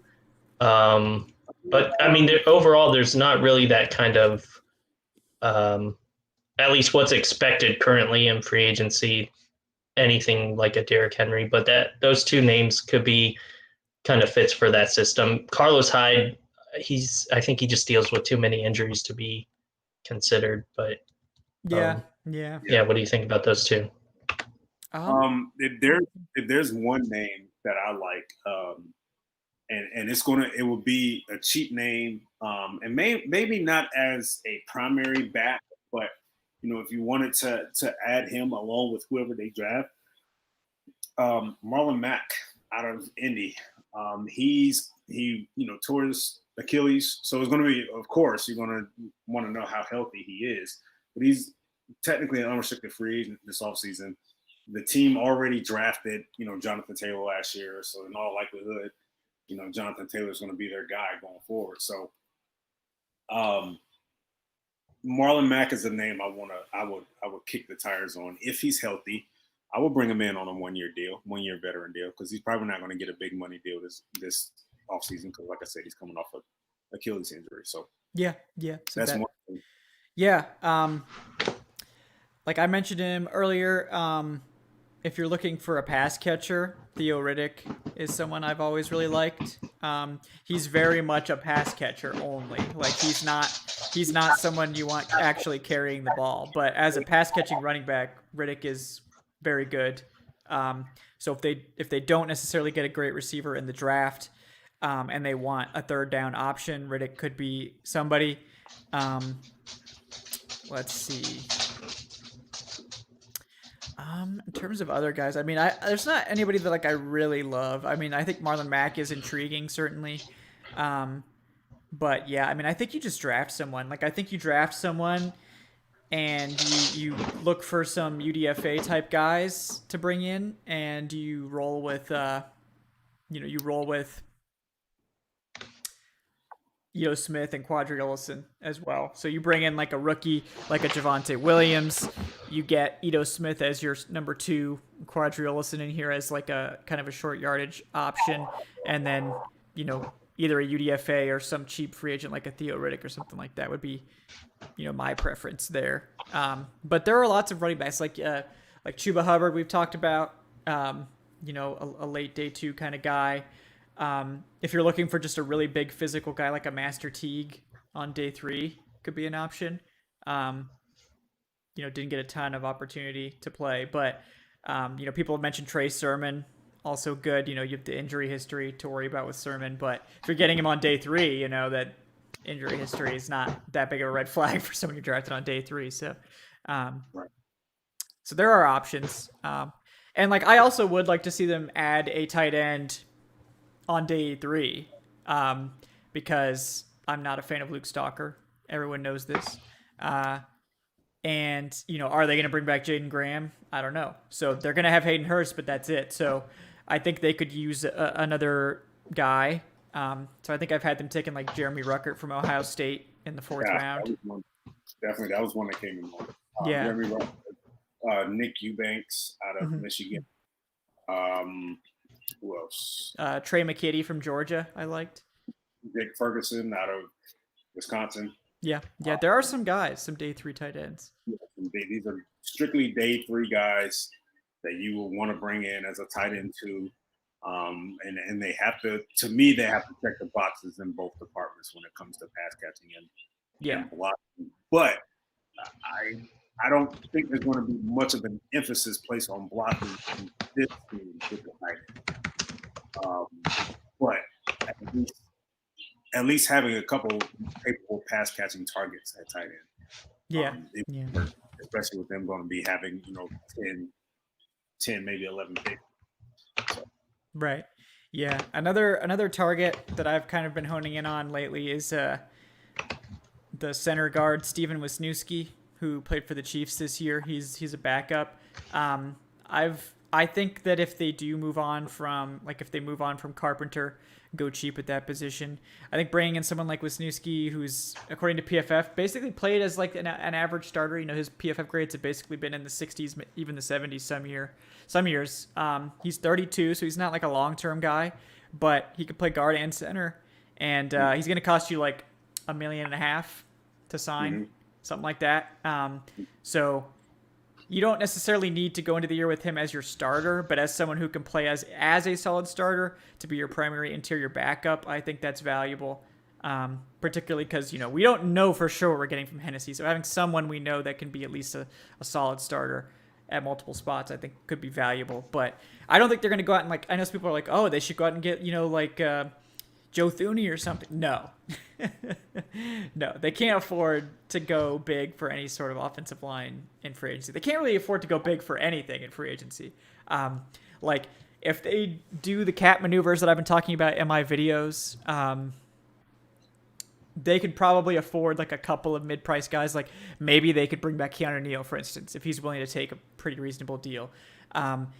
Maybe, they could do a second round tender on Matt Gono to get him back in the building as the swing tackle. There's a couple of those types of moves that can re-sign some of these depth type of edge guys like Steven Means or Charles Harris, because the depth at edge is going to be pretty scary. So, maybe re-sign like Darqueze Dennard and Bleedy Ray Wilson. I think those are two, guys that you want back. Just reliable veterans. And then you just kind of have to fill everything else out with like 10 draft picks and some UDFAs that you hope play well. So that's kind of where we are with there's some decent cheap or should be cheap tight end options too if they wanted to look in free agency, like Gerald Everett, who played for the Rams. Higbee's like their guy, but he's I like him. Michael Pruitt obviously would be a connection to Smith, who he was a tight end in Tennessee, but was more of like a receiving option. So I don't know how he would be used, but there's some fairly like cheap, decent tight end options. That's not Luke Stalker or something. Maybe like Trey Burton. Luke Stalker used to be in Tennessee too, so. I know he was coached by Arthur Smith too. Yeah. So that's why I'm like, he might be coming back. But. He might be, but I think he probably wants something better, seeing as Tennessee didn't bring him back either. So I wanted to say, I thought this was funny in the chat. Sam Granderson was mentioning his cousin plays for the Saints as a root for him. I just found that hilarious. Yeah. I respect it. Look, your cousin can't control where he goes, but he also can't control who you cheer for. So you can cheer for your cousin without cheering for the Saints. Those two things are both possible. So I applaud your ability to walk and chew gum at the same time with your fandom. I do appreciate that. So. It's funny, man. Yeah, I guess because you mentioned that. I think Eric mentioned that the Titans don't really use a fullback, so I was like looking to see if they actually even kept one on the roster, and they did. Kari Blossingame, which is maybe the best fullback name I've ever heard. It's a fun name. Yeah. Yeah. He actually played between 10 to 20% of snaps most week. So he would get, between 8 to 16 snaps a game, something like that. So he was used, on a lot of plays. So I guess maybe there's room for a fullback. I haven't watched any Titans tape, so I can't really say. Maybe I know in years past they haven't necessarily had a fullback there, but he did get some targets. I think he caught like 4 passes. So maybe a little Keith Smith pass action there. But yeah, I mean, I think if you're going to use a fullback creatively like Kyle Shanahan does, it's worth keeping one on the roster. But otherwise, that's why I was beating the drum for old Mikey Daniel during the preseason. Right. They just didn't put him on the practice squad. It was bizarre, but because he was kind of that running back tight end who also played. I mean, running back fullback that could also play special teams. But yeah. I didn't understand a lot of their roster decisions, this year. Or didn't understand, their decisions. I mean, they didn't initially have a undrafted rookie on the opening day roster. I think Austin Edwards and Tyler Hall and maybe 2 or 3 other guys eventually found their way onto the roster, but they didn't start off on the roster. Yeah, that's true. Yeah, I think that was the first year in a long time. They usually always have at least one. Mm-hmm. But they were just too cowardly to put Chris Rowland on the roster, so that's, Yeah, which is, I don't know. It's a damn shame. It's the word you're looking for. Yeah. Well, I mean, it did in part cost them their jobs, so. Yeah, that's true. You're making dumb decisions and you lose your job over it. Well, had to get Brandon Powell out there. And shout out to Brandon Powell's brother or whatever. He always comes at me on Twitter for shit talking Brandon Powell. So I applaud your loyalty, but. Oh yeah, Granderson mentioned Jared Pinkney. He's on. Somebody Titans, just signed him. Right? Or no? It is the Titans. No, you're right. Because the Falcons didn't sign him to a futures contract, and I believe the Titans did. And then Austin Edwards, who I mentioned, signed with the Chiefs to their practice squad. So technically, I guess if the Chiefs win the Super Bowl, he gets a Super Bowl ring. That's a crazy year, isn't it? Right. Yeah. Hey, however you can, just go get it. Just go right. Get it. Yeah. That's jackpot right there. Mm-hmm. Oh, I guess the second half is underway. The game's getting going here. The boring game is back. Yeah, I know.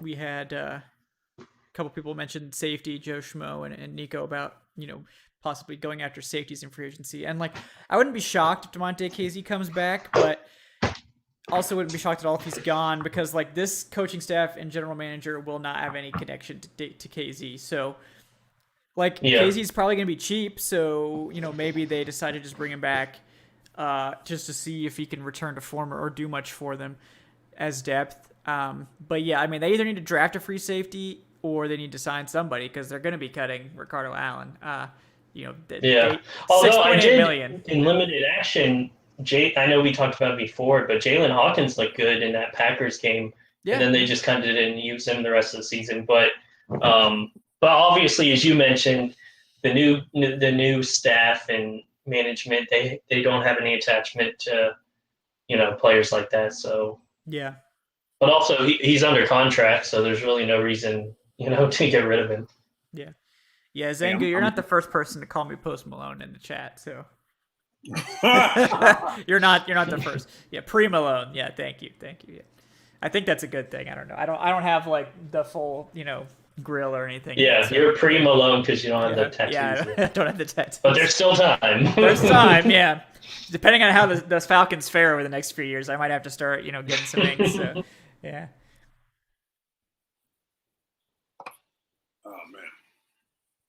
So I'm here, guys. Welcome back, Eric. Oh, okay. I hope the Bucs can make it. Dirty Bird says, minus the tats and drug addiction. Yes, thank you. Yep. That's a significant part. That is a significant part. Yeah. Also, the rapping ability. I don't listen to much. I don't listen to much rap. I guess people think he's a good rapper. I don't know. I don't know. I'll let other people I that didn't know actually. he was technically a rapper, but Is he a rapper? I'm Or out is of he... the- Michael Thomas has no catches I've heard him singing and stuff. in a playoff game.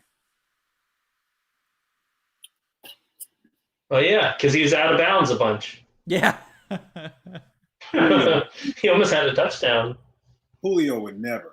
Julio would. What's weird about the Julio hate, and I don't have the exact numbers in front of me, but like he's injury prone, but he hasn't missed he's played at least 14 games or more, except for this season, obviously. But since I don't know, 2013 or something, it's been a while. Like he plays games, he just usually plays a little dinged up. Yeah. But I wouldn't label him injury prone. I mean, this year was a freak thing. Yeah, no, he's I still don't know why they didn't just put him on IR. He just didn't come back. Right. It was bizarre. Oh yeah, thanks, Kyle. Yeah. Post Malone loves sports. Okay. Yeah, thanks. That's my brother, by the way. I think he's a Kyle. Cowboys fan or something. Oh. Yeah.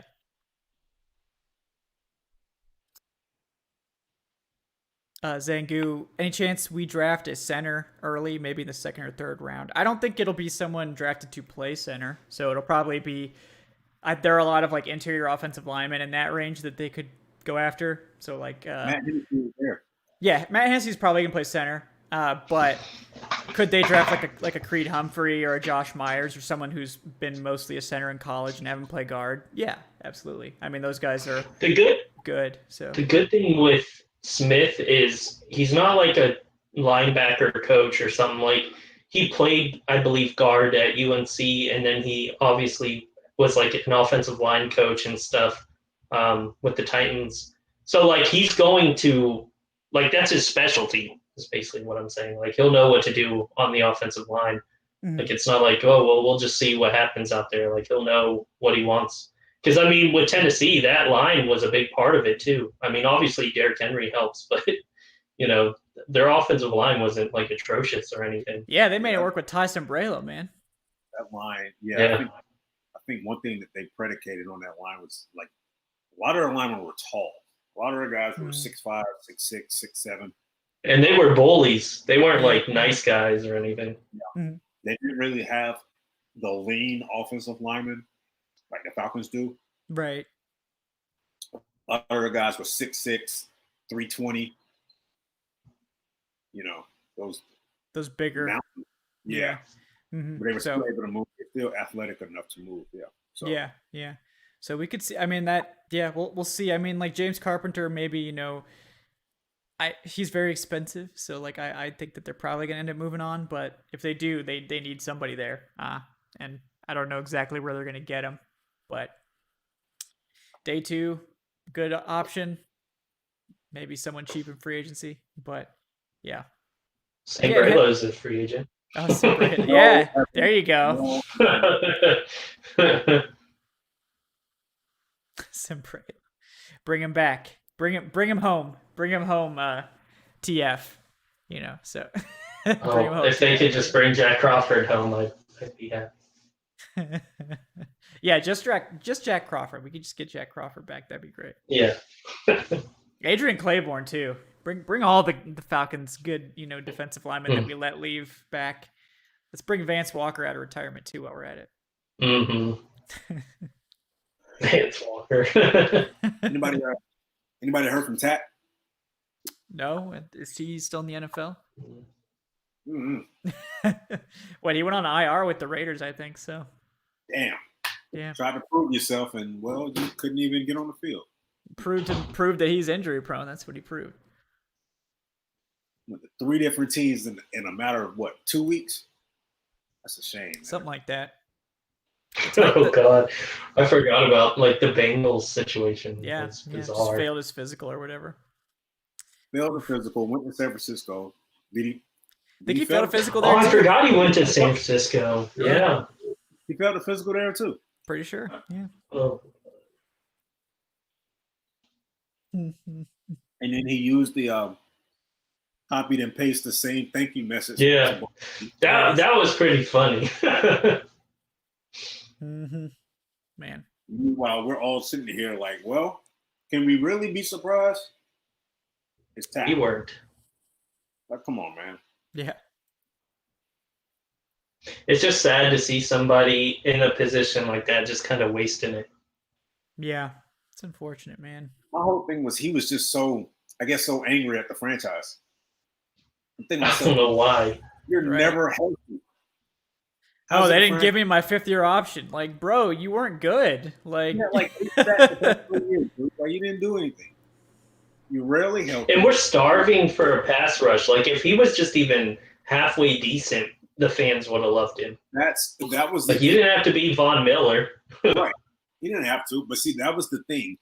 They were starving for a pass rusher, and the team wanted him to be that guy. Mm-hmm. You know, they didn't bring in any real big name free agents outside of Fowler or whatever, but I wouldn't even consider that a big name. They avoided, drafting guys high in the draft because they wanted that, they wanted that role to go to Tack and Vic, and neither one of them did anything with it. no. So how can he be mad at me? Right. He's like, I'm so mad that I wasn't good. Maybe he was mad that the coaching staff sucked. Maybe that was it. I don't know. But it doesn't seem like the coaching staff was the problem if he couldn't even get off IR on the Raiders.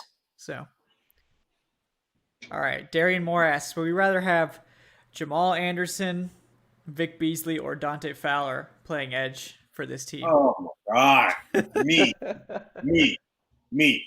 I'll take the running back, Jamal Anderson. Oh, he specifically said the defensive end. So yeah, we can't cop out. Yeah, we can't cop out. I'll go out there. Fuck it. Man, Ross Cockrell just got dusted by Traquan Smith. So yeah, I'm going out there. I'm rushing. Well, they showed Carlton Davis left. yeah, he pretty good. cramped up or something. So Oh, The answer is no. I'm going out there. I'm rushing the Falcons. None of those guys are getting on the field. I'm doing my damn self. Jesus. This team could not find a pass rusher to save them for so long, man. yeah, it's been really bad. I mean, Dimitrov just had the worst instincts for edge rushers of anyone I've ever seen. Like, he just couldn't find one in free agency, couldn't find one in the draft. The only times he lucked into defensive linemen were 5th round picks, and Vance Walker and Grady Jarrett, Corey Peters in the 3rd round. You can even go to the tail end of the Jim Mora era when they had Abraham. But remember, there was that small brief period where they couldn't find anyone opposite Abraham. They tried the whole Ray Edwards thing. Mm-hmm. It wasn't. So they had, you're right. They had a premier pass rusher in Abraham, but even at that point, going all the way back that far, they still couldn't find that complementary piece. And once he left, it really went off the rails. Yeah. Why is it taking 15 years for this team to find a pass rusher? Good Lord. Yeah, it's pretty sad. Pretty sad. Very sad. Yeah.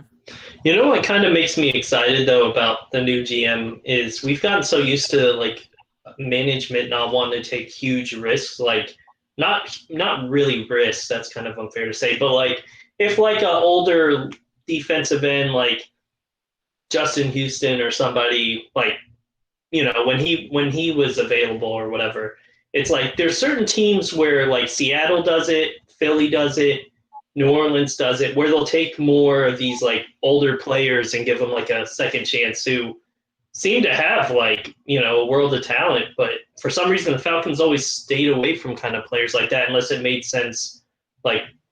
Todd Gurley was obviously more of a PR move. Yeah. So the thing that I saw with Fontenot is, he has, a lot of his tenure with the Saints. It dealt more with, the pro scouting realm. Yeah. He was the one that was, pretty much covering the waiver wires, looking across the league, trying to get free agents and stuff like that as well. So I think you may see that with this team going forward. You may see that with the Falcons going forward, where there may be a little bit more of a precedent set in getting veteran free agents in the offseason. And it works too. Like the linebacker, I forgot his first name, Davis for the Saints. He played for like the Browns or something before, and now he's a captain for the Saints. Like, a really solid linebacker.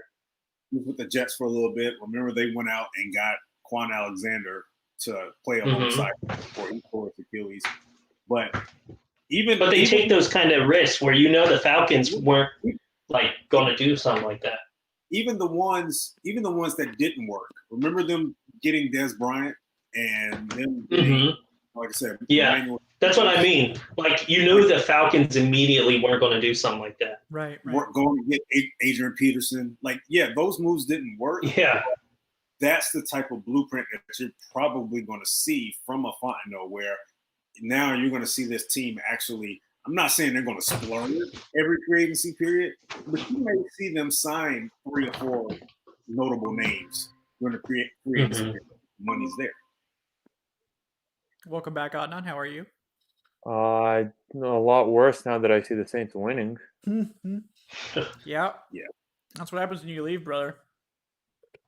I might get a snack now that Adnan's back. So okay, that's fair. Yeah. That all rhymed for no reason, but I'll be back.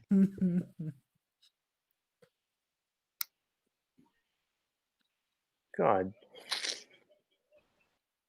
Yeah, Patrick Kearney, that's another one. Yeah. It's been a while, though. Yeah, Brooks Reed, shout out. Man. Beautiful. Are we talking about Falcons legends? Didn't Brooks Reed have a sack last week? Yeah, I think he plays for the Titans. He played for the Titans. Yeah, Brooks Reed always shows out in the playoffs. Brady throws a pick, guys. Yep. Oh my! Brady had the wide receiver or the running back wide open up the middle. Yep. The Bucs are not having a good game. Yeah. Oh, he dropped it. Never mind. He dropped it. I don't know what it is, but the Bucs just turn into complete shit when they play the Saints. Like, they just turn into a bad team.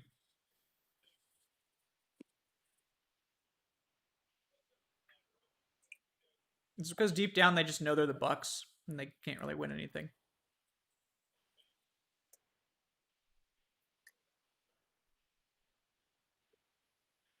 That's why I was off all those, Bucs to the Super Bowl, trendy offseason picks. It's like they're still the Bucs, so I still need them to like show it to me, before I get in on that. I have no doubt that the Packers will beat the Saints in Lambeau, but you don't want to risk it. You saw it today. It's just like one play, knock Aaron Rodgers out of the game, and then all of a sudden they have a free ticket to the Super Bowl, just like with Mahomes today. Right. It didn't cost the Chiefs, but it could have. Yeah, it could have. It was very close to. So.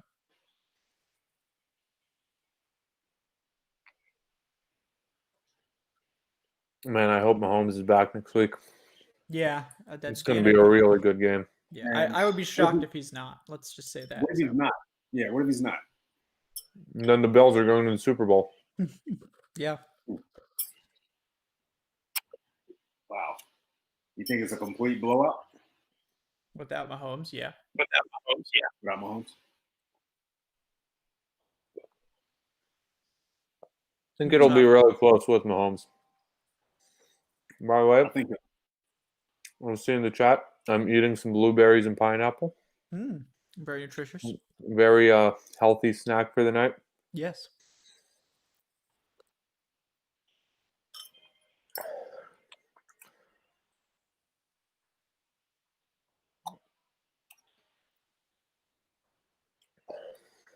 No, let's not talk about the Hawks. I'm not trying to talk about the Hawks. No Hawks talk tonight. The Hawks are off limits, apparently. So, the Hawks have I'd rather not. Yeah, they're like pivoting a little too close to the Falcons, I think, from what I've been reading. So, Blew a nice 16-point lead last night. oh boy, that sounds like the Falcons. Yeah. I don't know if that's like better or worse than the Falcons blowing a 16-point lead. I assume it's not quite as bad because I think there's more points in basketball. I mean, in the NBA, it's like, especially in today's NBA, like teams like make that up in a blink of an eye. Oh, Just okay. because everyone shoots threes. Yeah. Well, it's not good at all. Still not good. Yeah. Not quite as crazy as the Falcons blowing a bunch of 16-point leads, but still not good. No, Tyler, that pineapple cannot go on a pizza.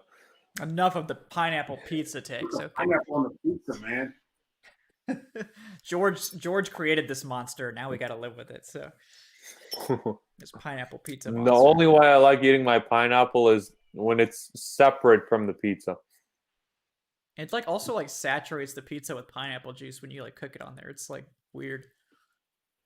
Like I've tried it. Like I'm not just speaking on pineapple pizza like without actually having any. So, this is something I've actually taken a look at, but I just don't like it. So.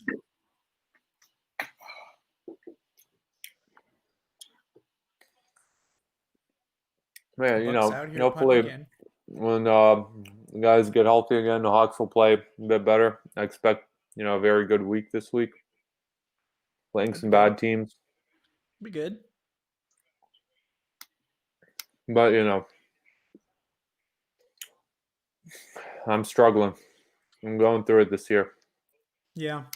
Hawks were supposed to be my salvation after this Falcons season. Never trust Atlanta sports. And after the Braves blew a 3-1 lead in the NLCS too. Yeah, that's true. I'm glad I'm only invested in one Atlanta team. I don't think I could handle multiple Atlanta teams. That's too much.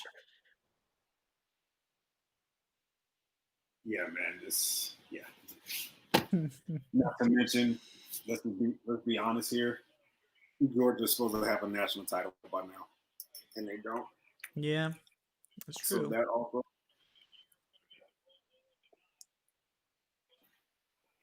Man, I mean, yeah, Georgia blew a 20-7 lead against Alabama a few years ago. It's true. Right. True. When Nick Saban had like balls of steel to take out Hurts for Tua at halftime. That's right. Is anyone else getting an echo? No? I was getting a little bit. No, it's gone now. Okay. Slight echo, but yeah.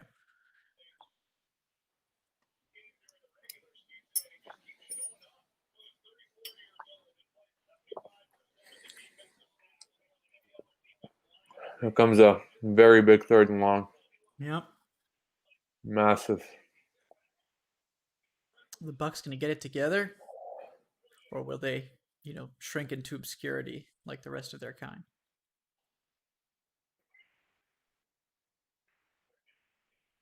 And what a play! There's no way that's a flag. No way, man. Oh, it is. It's the There's Saints. no. If The it wasn't a Saints, flag buddy. on Malcolm Jenkins on Gronk, then there's no way that's a flag. Oh, okay, that's a flag. Oh, okay, I was wrong. Yeah, okay, that's a flag. I was wrong. Yeah. Oh my God! At least let go of the jersey, man. Like he kept holding on to it, like 10 yards. Yeah, the Bucs are screwing up, man.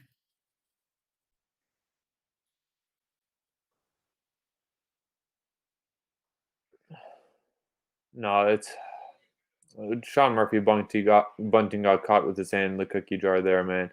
Like you can't just keep like holding on to his shoulder pad like 10 for 10, 15 yards. Yeah, you gotta really like. Oh my God. Antoine Winfield just dropped a pick. Yep. I mean, he had no issue against the Falcons this season, but No. But against the Saints, the Bucs turn into crap. So. Yeah, in fairness, that was a pretty difficult pick to get, but you got both hands on it. Yeah. Oh yeah, I forgot the Georgia the next season blew a 28-14 lead in the SEC title game, where Tua went out hurt, and then Jalen Hurts came in and won it. Can't really script that stuff. That happened 2 years in a row. Yeah, that's right. I forgot that.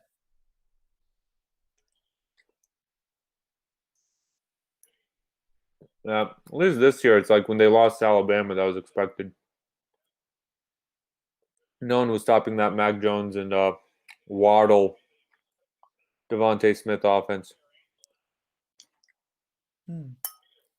I'm intrigued at like a potential game between this past Alabama team and that great LSU team from a couple of years ago. Yeah, that'd be fun. I think that would have been a fun one for sure. Like both those offenses have so many first-round picks. Yeah.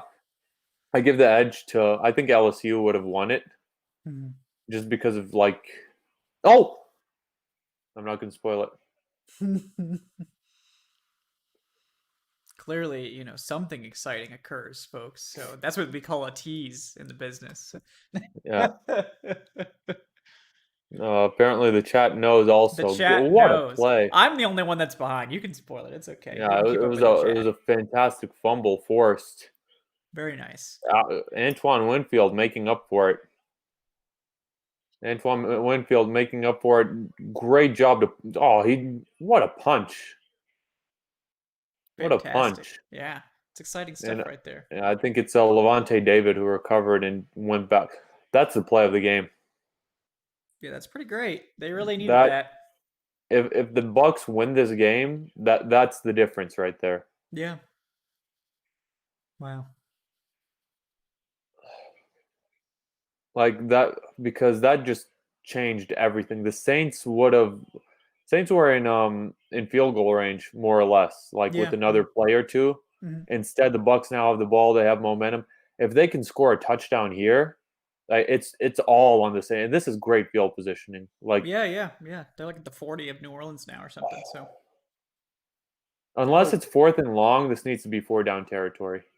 Yeah, they got to stop dicking around here with these really slow conservative drives. You gotta at some point, you gotta come to play, not just try to slow walk the Saints here. They're playing the Saints game right now. This kind of grinded out, short passing type of game. They're really playing exactly to what New Orleans wants at this point. So, oh hey, look, Braid actually caught it. Good job. That was a good play design. Braid was all alone. Yeah. Man, Ronald Jones looks really spry.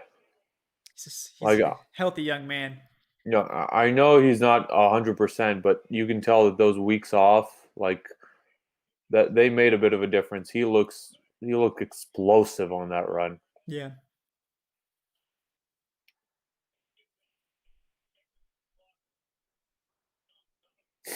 But yeah, just to finish my point, I'd go with LSU just because I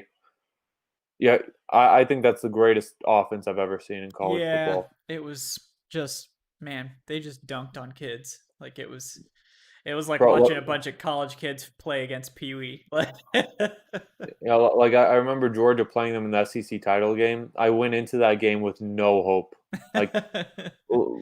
Going into it, I had no hope of winning that game at all. Yeah.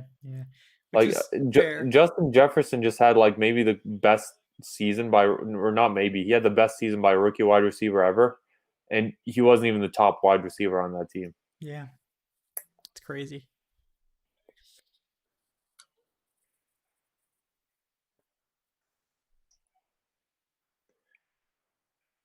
All right, the Bucs heating up a bit now. Yeah, Zangu, the Falcons should just, they should just hire an entire MIT analytics department to get on this team. I would be down for that. No, I'm all for analytics. Yeah, let's do it. Let's win with the nerds, not by fighting against the nerds. Okay. The nerds are our allies. All right, I just want to say that should have been an absolute holding penalty on the Saints downfield. Cameron Brate was getting held by the arm, but in defense of the refs, it wasn't as egregious as Sean Murphy Bunting's. like Right. because he just like grabbed him for like a second or two and then let go. Yeah.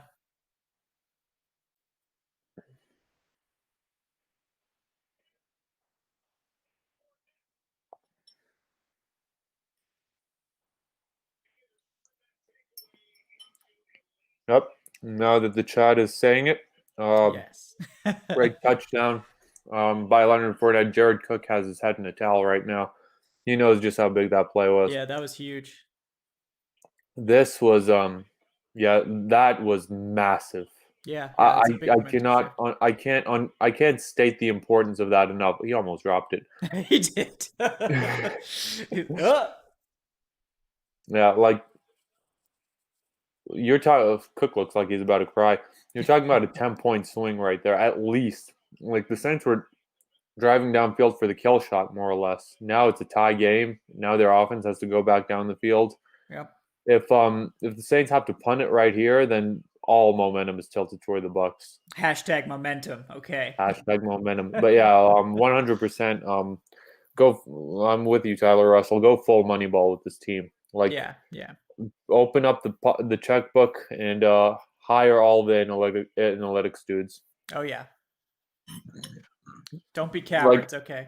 Yeah. Like don't be I'm not saying go fully machine because in my opinion with analytics you have to strike a balance. Mm-hmm. So you have to go with go with the eye test, but have that complement the analytics. Don't go like fully one way or the other Right. way. Right. If you go full like math, then like that's not going to work either because you still need that human touch, still need that like experienced eye to tell you like Yeah. Yeah. the difference. But on the other hand, don't go like full Dirk Cutter dinosaur. Oh, like this way worked in the past, so now we're gonna like keep going. Analytics. Like forget analytics. Who needs math? Like Right. the entire world knows that sports is going by the way of math right now. Yeah. Yeah, like I think I tweeted out, like Dirk Cutter definitely would have ran the ball on that 2nd and 19 that the Chiefs scored that touchdown to Travis Oh, Kelce. got to make it third manageable. Yeah, Dirk Cutter definitely would have run on that play, definitely. So, just saying. So glad he's gone. Just want to throw that out there again. So, all right, we're all tied up again at 20. Things are starting to look up. Things are starting to look up on. All right, I'm gonna go grab some more Absolutely. water because I'm getting very parched. So I'm gonna grab that. I'll be right back. Just a few All right, minutes, folks. I will speak into the void Yes, of entertain the people. I think everyone's pretty Yeah. chill tonight. We're all pretty Yeah. chill, but yeah, cool.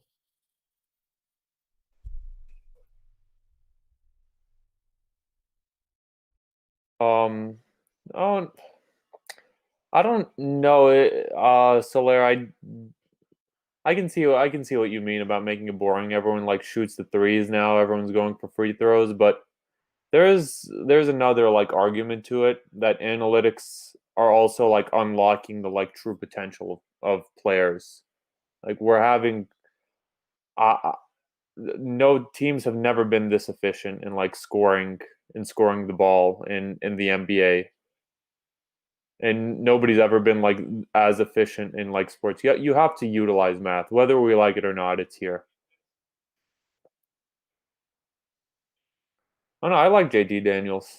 I don't think like if Georgia doesn't win it next year, it's going to be a struggle because I mean Daniels is going. You're going to have I think the freshman quarterback is coming in, but I don't think he'll be ready to win right away. Like this is one of Georgia's best chances next year, but Alabama at the same time has like the number one recruiting class in the past like 20 years coming in. I'm not talking about the Luka Doncic trade, man. I'm not doing that. Like we're not having that conversation.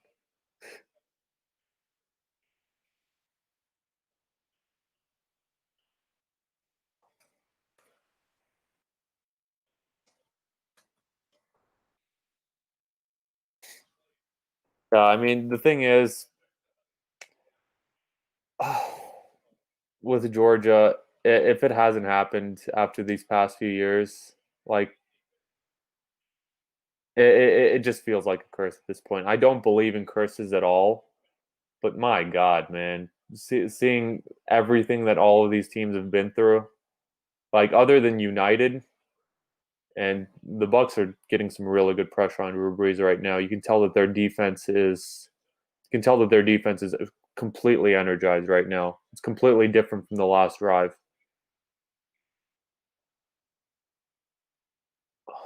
I'm in school for marketing right now. I'm about to finish up my master's in a couple months. So, that's exciting. Oh no. Other than United, I've never seen an Atlanta team win in my lifetime. The Braves won it in '95. I wasn't technically born to see that. Like I was born in '96. So it's been wild. And by wild, I mean it's been absolutely miserable throughout like this entire existence of rooting for these teams. Appreciate it. But there's hope. I feel like the Braves will get at least one. If they don't, it'll be a travesty given what a steal they've gotten with Acuna and Albies' contracts. Like it'll be an absolute steal. Or I'm sorry, it'll be an absolute travesty because you were gifted those young deals. All right, I am back officially. And here's a big flag on third down. Michael Thomas is still without a catch. Flag in the secondary.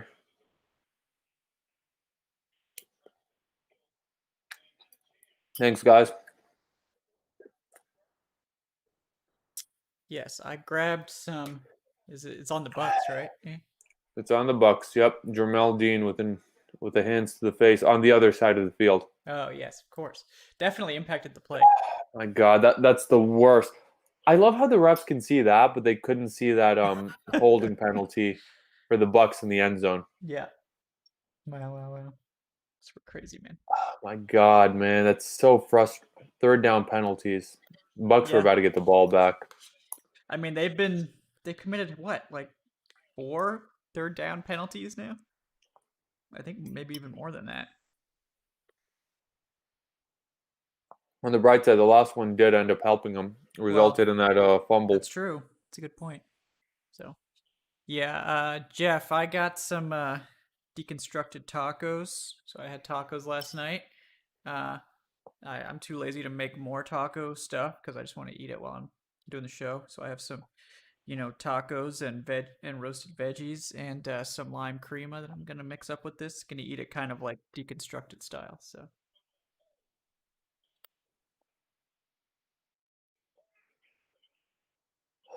I'm with you, Brown Cow. I hope whoever wins this game absolutely gets pantsed by the Packers next week.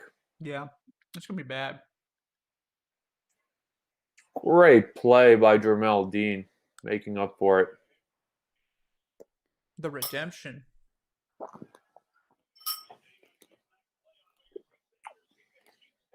Hey, yeah, you had Mexican tonight. Yeah, Mexican's great for game day, man.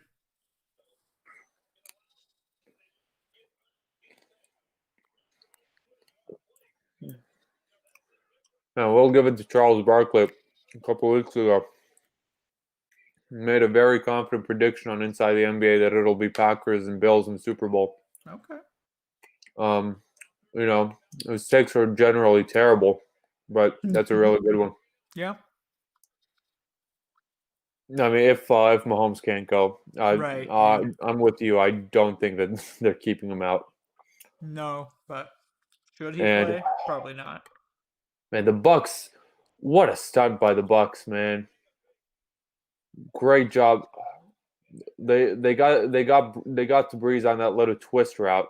Breeze didn't get sacked, but backpedaling, incomplete. They got great pressure rushing for that Very time. Nice. Yeah. I was mentioning that this Bucs defense looks way more energized after that fumble. Yeah. Mm-hmm. It happens, man. They've been like bailing out the offense all game. Oh yeah, absolutely.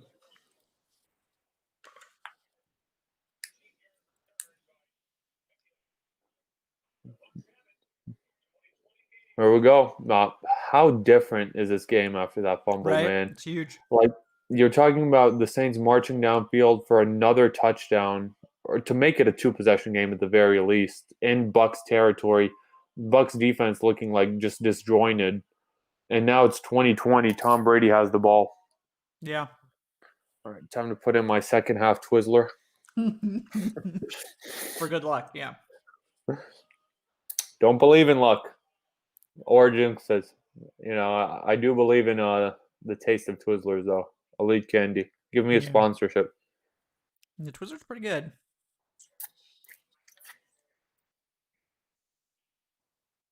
Jason Greenway also had Mexican from San Diego. Yeah, I bet that's bomb. Oh, I bet that was delicious. Yeah. Man, it's Michael Thomas, man. 0 catches. Charles McDonald just tweeted out Drew Brees' arm might fall off in Lambeau. It'll freeze. It'll be like that movie. It'll be like that movie Snowpiercer, where they put his arm out the window. Yeah. Yeah, fantastic movie, by the way. Yeah, it's a good movie. It's wild, so buckle up if you're gonna watch it. But yeah, it's a quick history behind that movie. Bong Joon-ho, I think that was his name, right? The director, Bong Joon-ho. Sorry. Yeah. The guy who directed Parasite too, which was absolutely like one of the best awesome. movies I've ever seen. He directed Snowpiercer, and Snowpiercer, and there was Chris Evans stars in it. It's on Netflix, by the way, if you want to go watch it. It's a Harvey Weinstein movie, but Harvey Weinstein didn't like it, so he completely buried it.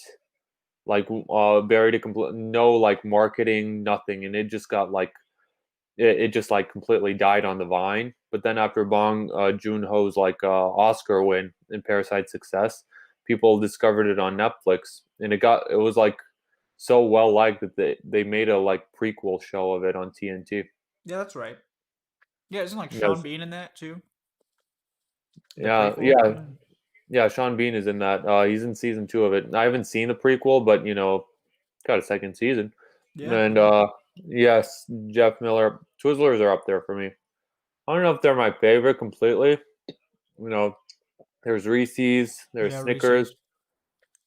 It's pretty hard to beat Reese's. Yeah, I mean, chocolate and peanut butter just go together, man. Yeah. I'm a big Payday guy too. Payday's pretty good. It's underrated, I think. Yeah, it's very underrated. I love caramel, just caramel in general. Mm-hmm. And Payday is all about the caramel. Twizzlers, it's great to just get a bag of it and just eat it slow. Yeah. Twix is very good too. Yeah, Twix is great. Twix is pretty great. Have you ever had Zero bars? Those white ones? The Twix ones? They're just, it's called Zero. It's a candy bar. I think once. They're in a silver wrapper, but yeah, it's a white chocolate Snickers kind of. It's pretty good. If you like white chocolate, you would like it. Yeah. So, but they don't sell them everywhere. But yeah, you can sometimes find them just random gas stations. Yeah, that sounds different. Sounds delicious. Yeah, it's Yeah, I know. Baby Ruths are a candy, very old school candy. I mean, it's fine, but quick history lesson between that one. Everyone thinks that it was named after Babe Ruth, naturally, but it was actually named after Grover Cleveland's baby daughter when he was president. That's right. Ruth, he was Baby Ruth was loved apparently across the entire country, and the creator of Baby Ruth's named it after her. That's funny. I did not know that. Yeah, I mean, you learn something new every day. That's why you come to the Falcoholic. Yeah. You never know where the conversation will lead. These candy takes, Yeah, I mean, when we're 2.5 hours into this Saints Bucs game to commercial, never know what we'll talk about. Yeah. Well, we're in January dead period during COVID territory now. Anything goes. We had a poll about hot dogs being sandwiches earlier, man. Anything goes. And they're not? They're not, according to the people. So Hey, the people have spoken, Yeah. and who am I to go against the will of the people? Exactly. That's not my that's God's work. Okay, so. And we live in a democracy. Or is it a constitutional republic? We probably have to write a constitution for the show, technically, for that to be the case. All right, let's start quoting the preamble.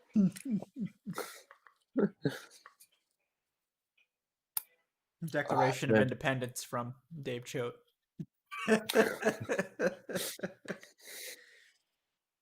Dave is so nice; he wouldn't even like say anything. Yeah, I mean, Dave He lets us just get wish away us with well. so much. Yeah, he just wish us I well. have no idea how he didn't shut down Dave's meat as soon as we said it. No, it makes him uncomfortable, but It makes him so uncomfortable, but that makes me want to talk about it even more. he's a good sport. He's a good sport about it. Yeah, he's a great sport.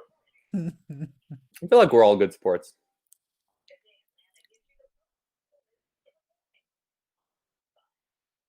Yeah, Nerds was one of my favorites in elementary school. I ate an unhealthy amount of Nerds because I wouldn't like eat it slowly. I just like down the entire like little thing every single time. Yeah. Wait, are the Seahawks actually going to hire Dirk Cutter, Solera, or are you just messing with me? No, there's no way.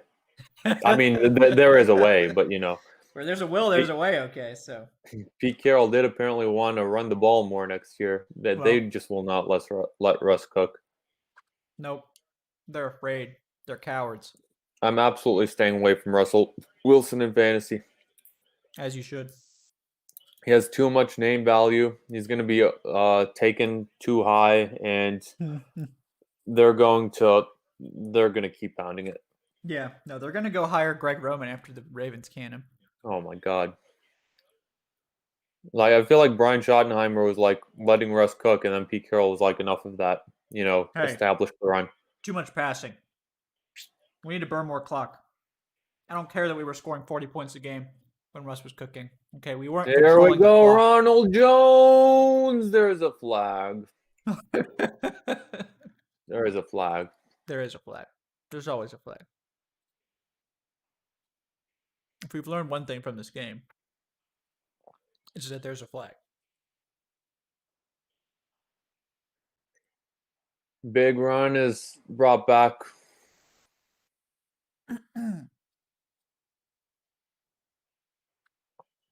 Well, that's unfortunate. Did they at least get the first? No, it's a repeat of a third down. Ryan Jensen held kind of close. I guarantee you the Saints would not have had that call against them. No. It's 3rd and 11 instead of a massive run. It's a shame because the Bucs they look like they really have started wearing down the Saints defense. Yeah. Like that run, the Saints defensive line was completely overwhelmed on that run. Oh yeah. Oh, what a catch. What a clutch catch there by Tyler Johnson. Oh yeah, I forgot about that dude. Everyone was super hyped on him going to Tampa. That was back shoulder. Oh my, you're not going to see a more clutch catch in the NFL than that. Yeah. Yep. I'm with Troy Aikman on that one. The body control, it looked DeAndre Hopkins-esque right there. He's someone to keep an eye on. I think Dean Pease will be the new DC. Yeah, I was gonna say that. I think it will be Dean Pease. I mean, or someone close to Pease. Allegedly, he and Arthur Smith are quite close.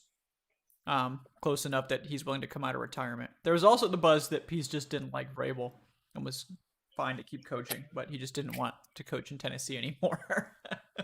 So, could be that. It's a hot take, but I personally think that the Titans should have fired Vrabel and made Smith the head coach. Oh yeah. Because, I mean, sure, you're gonna say like, oh, you can't. How can you do that? Vrabel's had those back-to-back winning seasons. But you look at it with the Falcons, hindsight 2020. If we could do a do-over, we would have fired Quinn and made Kyle Shanahan the head coach, because that Falcons team was built by the offense. This Titans team was built by the offense. Oh yeah. The Vrabel's defense defense was terrible last year. Yeah, the defense was terrible this year. Yeah. I think Vrabel, he made himself the DC after Pease retired, right? Yeah. I think he calls the defensive plays. That's pretty much it. Yeah. Oh, great play by Brady, and that's going to be 15 more yards after Scotty Miller catches it. Scotty Miller, thank God. Oh you're my right. goodness! He did make himself the DC because there's no listed DC. So yeah. It's Tom Brady is going off right now. The Saints are unraveling. Well, it's third quarter. It's fourth quarter. Tom Brady. So. Mm. Oh yeah, dude, he was wide open too. I don't know if you were watching, Evan, but Jared Cook fumbling changed this game. Yeah. I ate a quick bite and watched it. I was kind of afraid to come back because they started playing well, but now I'm back and this happened. So jinxes aren't real, Evan. It's okay. I know, but it's just in our DNA as Falcons fans. Right.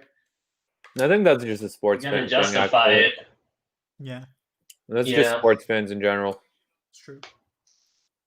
Unless you're like a Patriots fan or something. Mm-hmm. They can never complain again. Jeez.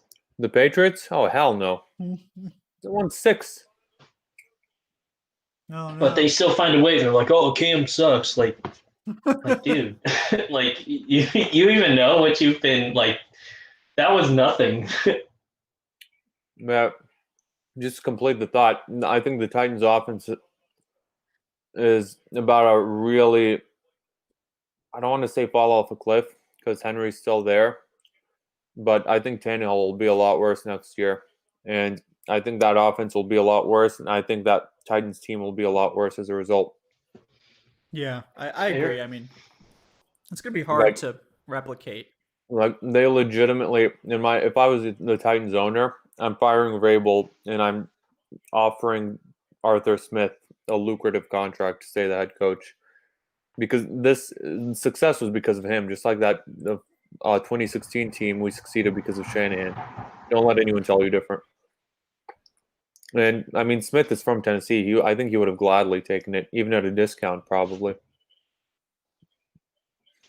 Yeah, I mean, Joe, it actually looks like Vrabel is the DC. Like, I get what you're saying, that Vrabel is the DC. Like, they don't have a defensive coordinator on staff other than Vrabel, at least according to PFR. So, like, Vrabel clearly is managing the defense. I'm sure he's working on other parts of the team as well. Probably has more of a role than Quinn on the offensive side of the ball. I mean, he was allegedly the one that was responsible for some of those punt decisions. So, but that wasn't a good thing. So, it's not a good thing. Yeah, that defense was terrible last year. But yeah, I mean, the defense just this year, not. I keep saying last year, but I'm talking about this year, this season. Last year under Dean Pease, they were 12th in scoring defense. They were average. Yeah, and they had a lot of injuries too. Last year. Yeah, that Saints defense is just. Yeah, that run game is taking a toll on them. Like, it's the fourth quarter, and the Bucs are starting to overpower them. The Bucs O-line is. This is where you want to be if you're Tampa Bay. Yeah. I wonder if that's why they eased Ronald Jones out there and started heavy with Fournette earlier in the game. I've noticed they did that in a couple games that I've watched this season. Yeah, possibly, because like Ronald Jones comes alive or something. I don't know what it is. Yeah, I mean, it helps. So defense is more tired. Ronald Jones is that other look. There's no way Gronk was going to make a diving catch like that. Gronk 3 or 4 years ago makes that catch. Yeah. Now he was lucky to even be near it. He did outrun Jenkins pretty well. That would have been tough for anybody. It's a bad angle. Especially with the other dude coming on top of you. Even if he caught it, Yeah. they both would have landed on that ball.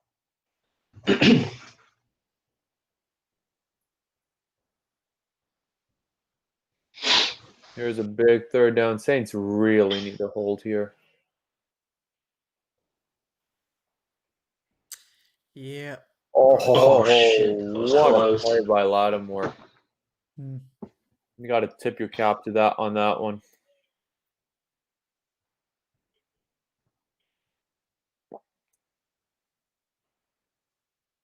Mm. Yeah, I thought Lattimore had it.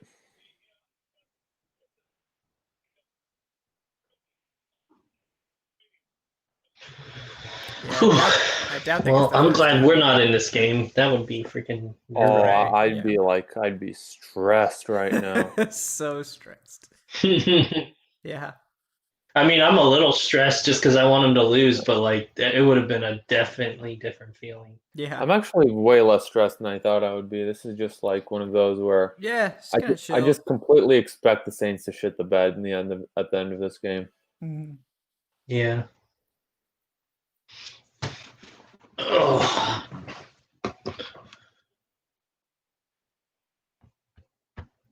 All right, well, the Bucs take their first lead now, so Yeah, Mm-hmm. this goes 23-20. This goes back to the Saints. That field goal instead of a touchdown on that first drive.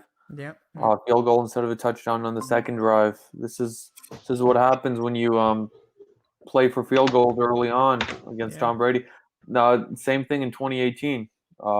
They had to kick a couple field goals instead of scoring it against the Rams early on. It ended up costing them in the end. They lost that one in overtime. That's true. Yeah. Evan, tell the people what you ate. They keep asking. Oh, I had leftover turkey. My mom made turkey the other day, and I was like, oh, it was like Thanksgiving again. Oh, okay. Cool. I don't know if that's weird if people do that, but because I know some people who think it's weird, but like she'll make like a turkey dinner randomly. Okay. Yeah, Okay. That's cool. I like turkey as long as there's some mac and cheese to the side. Oh yeah. There was a whole mac and cheese, mashed potatoes, had some green beans. Not bad. Yeah. Sounds tasty to delicious. me. Yeah. Yeah. Well, and it always hits different when it's like cold. For some reason, I'm in Florida, and it's like I know depending on where you're at, that's maybe not cold, but 50 is a little chilly down here next to the beach. So Yeah. So I guarantee you, there's some people that just hate your guts right now, Evan. yeah, I know they're like Canada or something. They're like, oh, 50 down like on the beach. Meanwhile, you have like the David Coach of the world and like 13-degree weather. Just like battling Mhm. blizzards right now. Oh, Yeah, it is 36 right now in Syracuse. That's actually pretty warm. oof. It's actually pretty warm for this time of year. So I think the average is supposed to be more like 28, something like that. So Hmm. I would like it to be colder. Get those big snow days coming.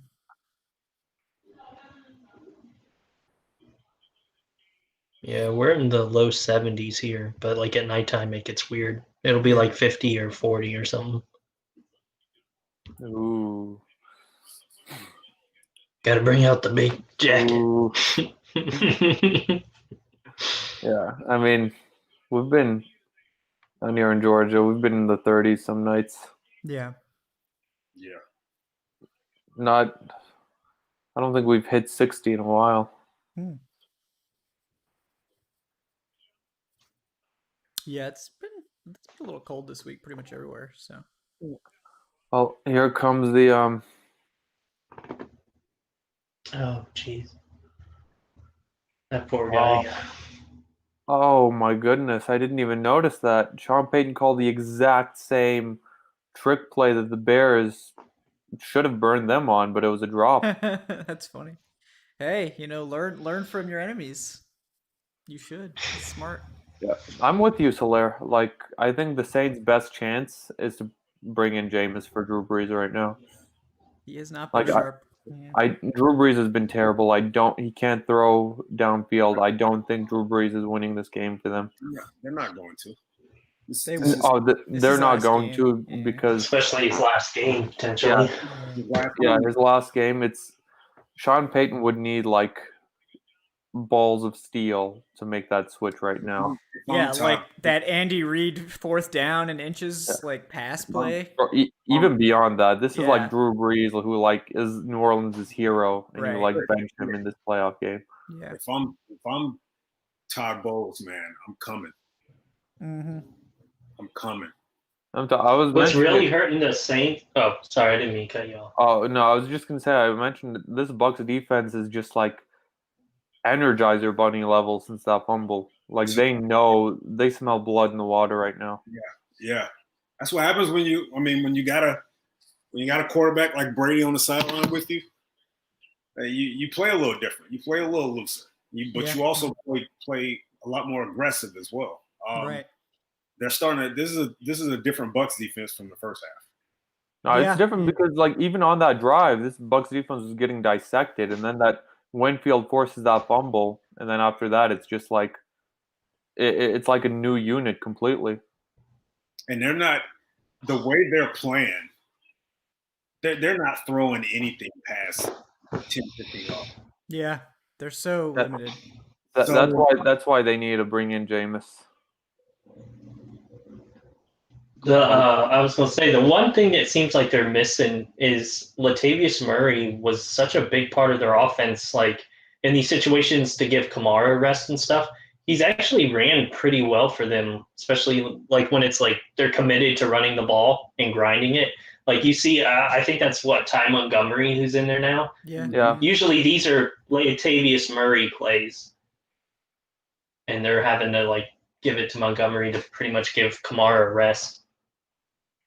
Yeah, I don't know what Devin White was doing on that play. He just like pushed him instead of covering him. Like, third down. Yeah, what the hell? Like this, I think right here, what you want, if they were, got it. Oh wow. Damn, Eric, you're ahead of all of us. Yeah, they just broke the huddle on mine. Broke the huddle on mine too. There it is. Yep, Okay. I see it. Oh, what a stiff arm. Oh shit! Yeah. What a stiff. Levante David. Hey, he did that to Mike Thomas on the other from the fumble. This is just how I wanted to see Breeze go out. Good. Oh my! I was literally just about to tweet that, Evan. I actually still will. Well, but you can have it. No trademark. Oh my God!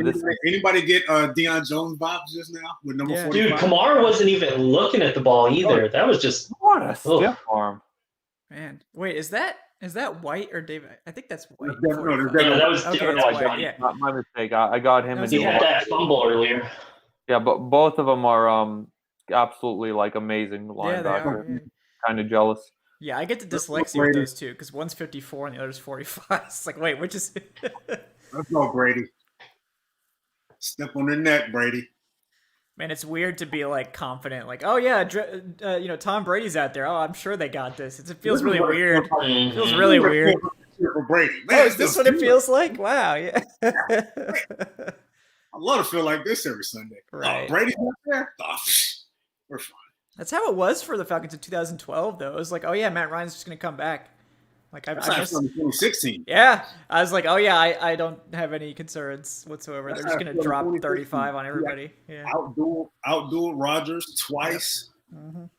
You know that's exactly how. And they crapped. Bucs and Packers played this year, didn't they? I think so. Yeah. The Bucs absolutely annihilated them.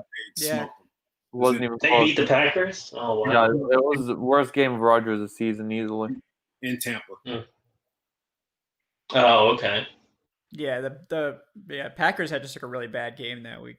Obviously, benefiting Brady or the Bucs will be Brady being used to cold, but I wonder how that messes with the rest of the team.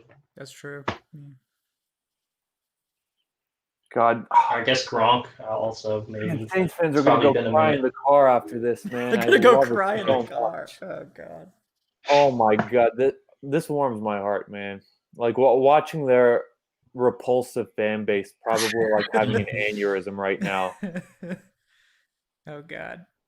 Yeah, it's It is a nice tradition to see them always lose in the playoffs. 4 years in a row, and I mean even before that, you had the beast mode run. Yep. You had I love Ronald Vernon- Jones. He's just so like They were the Vernon first, Davis touchdown. the first team in NFL history to lose to a team under 500 in the playoffs. And this is why last week I remember everyone was cheering on the Washington football team against Tampa Bay because Tampa's in our division. I wasn't because the game before that, the Rams beat the Seahawks. So the winner between Washington and Tampa was going to play in New Orleans.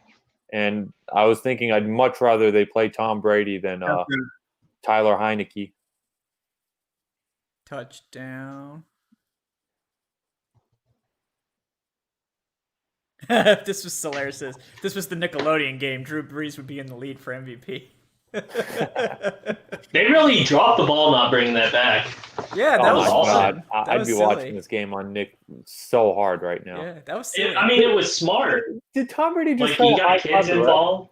He did, and the ref just stared at him. And they had young Sheldon on there for no reason because that's not a Nickelodeon show. Oh, there was a face mask, kind of, right? Maybe. If it's the top of the helmet.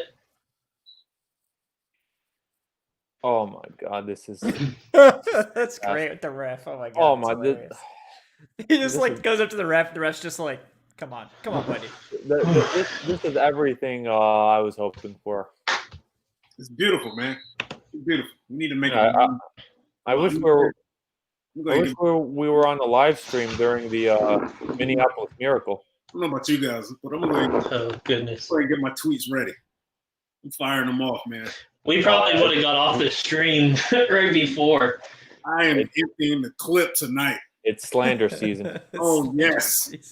Yes. Oh my Be God. like, oh, but we didn't have Taysom Hill. Oh yeah. I know, right? They're starting quarterback. Mm-hmm. God, I hope Michael Thomas gets held without a catch. Yeah, absolutely. That would be the only thing that I hope this make inspires Breeze to come back for another year. Oh, I Just hope to see so, how much too. worse he Oh can my get. God, I hope so, too. I don't want to go out like that. I'm coming back. I hope they kick the can down the road another year on that contract Right. too. It'll be like $50 million in dead cap when he retires then. So gotta add a couple more void years on there. Hey, bro, Terry Fontenot, you're escaping that Yeah, situation. he gets right to like in- get right out on at time. the perfect time. Yeah, just like gonna. Welcome to Atlanta, buddy. Welcome to Atlanta. I'm not even. Yeah. This was a great idea. This is why we're doing this stream for this moment right Just now. in case, like this You happened. knew it. We only did it for Saints games. Yeah, it was only a matter of time. Yeah.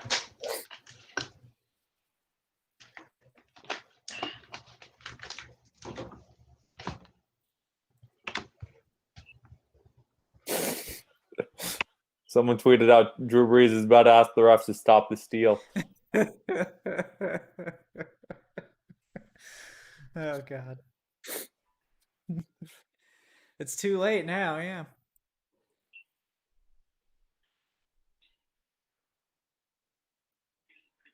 Oh my gosh. Yeah, it's Saints are now -3 in turnover margin. I probably don't have to tell you folks 21 points. yeah, 21 points off, yeah. I don't have to tell you folks the winning percentage of teams that are -3 in turnover margin, so it's No, but what it's about low. teams -3 in turnover margin with a quarterback who can't throw 5 yards downfield? I assume that it's worse, but right offhand, I don't have that number right offhand, but I assume that it's worse. Got the analytics out here. Yeah, somebody contact the analytics people. Yeah.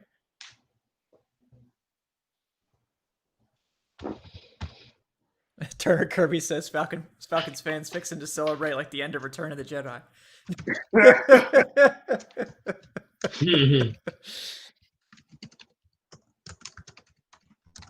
Breezy gets some blue chew for his arm. Oh God! Shout out to Aaron Freeman for always reading the Blue Chew ads with a perfectly straight face. Just good on you, brother.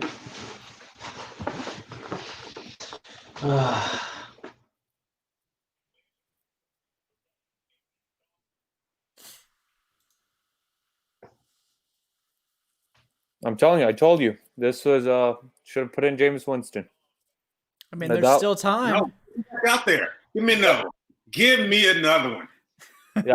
Oh yeah. No, they're not taking Breeze out after at this point. They should when it was 2020, they should have brought in Winston. Yeah. Or 23-20 at the very least. Oh, it was pretty telling when they had to bring in Jameis Winston for like the deep shot play, which should have been a dead giveaway. But they brought Hill into it last year in that Vikings game. That's right. Yeah. Oh man, it's gonna be vintage Drew Brees for him to stat pad against prevent defense now. Oh yeah. To end his career. Oh yeah.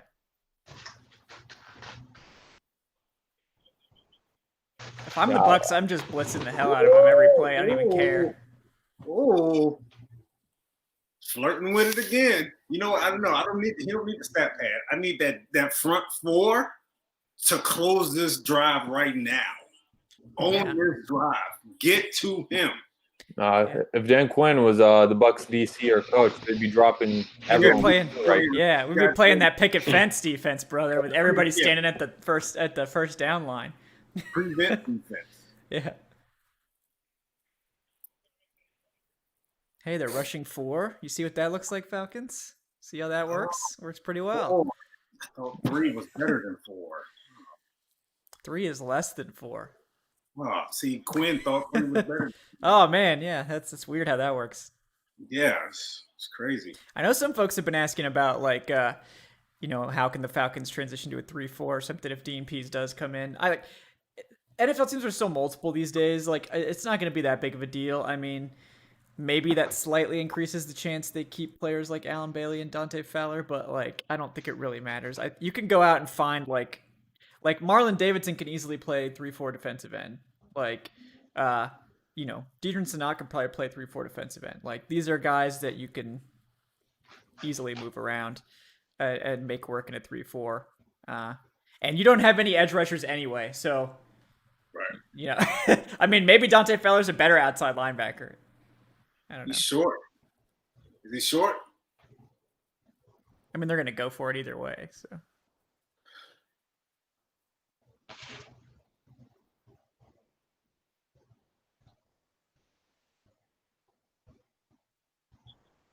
They gave him the first down. I'd at least check it. No, we're playing. God, another one! Yes, yes. Yeah. Let's fucking go! I love Eric's reaction. This was worth the whole show. This was worth the whole show just for this. I'm glad this is being recorded too. This is for posterity. Posterity. Yeah. You need to retitle it "The End of Drew Brees," so we can find it easy. Go! Yeah. Although it kind of sucks because it's us three are in the room waiting while Eric's out there screaming what Santa brought us for Christmas, and we're like, oh, a bicycle? Is that what you said? Yeah. Oh yes. Oh Lord, that's he definitely caught it. Oh, it hit him in the arm. I was wondering if he popped it up. Got the Jordans on. Got the feet in.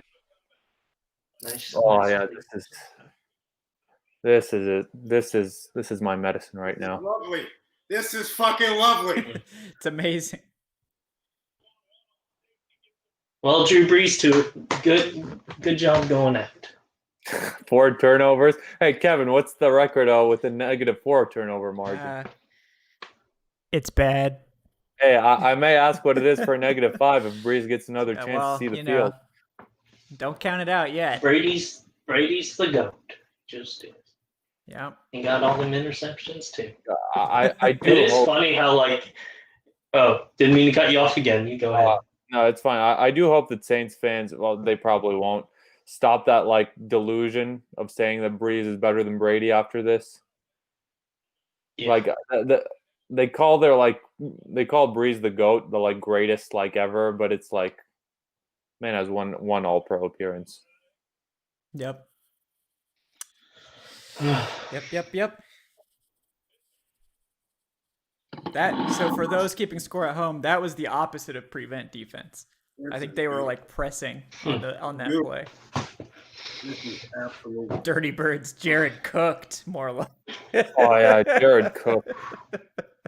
Man. Oh man. Butterfingers. Shouldn't have had that popcorn at halftime, buddy. It didn't even hit. It hit him like in the. It hit him in like the bicep, too. forearm. Yeah, man, that's wild. Crazy. Yeah. All right, go put him to sleep. they're running. They trying to melt the clock now. Come on, man. Oh yeah. Mm-hmm. I mean, might as well. No. Bury No. them. Destroy them. No. Throat. Okay. Apply pressure. No. Yeah, I mean, Drew Brees is stepping on his own throat out here. Yeah. I don't think. Hey, Kevin. Mm-hmm. If there's another interception, are you doing shots? Sure. There you go. If he throws another pick, yeah, we're definitely gonna get some going here.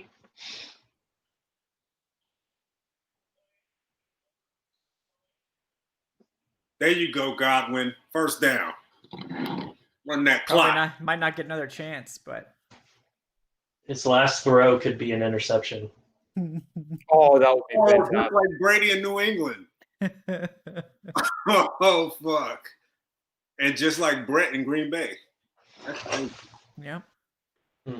Man, I hope Matt doesn't have that issue. And just like Jameis in Tampa. Oh, I think, all right? every single one of them. Yep.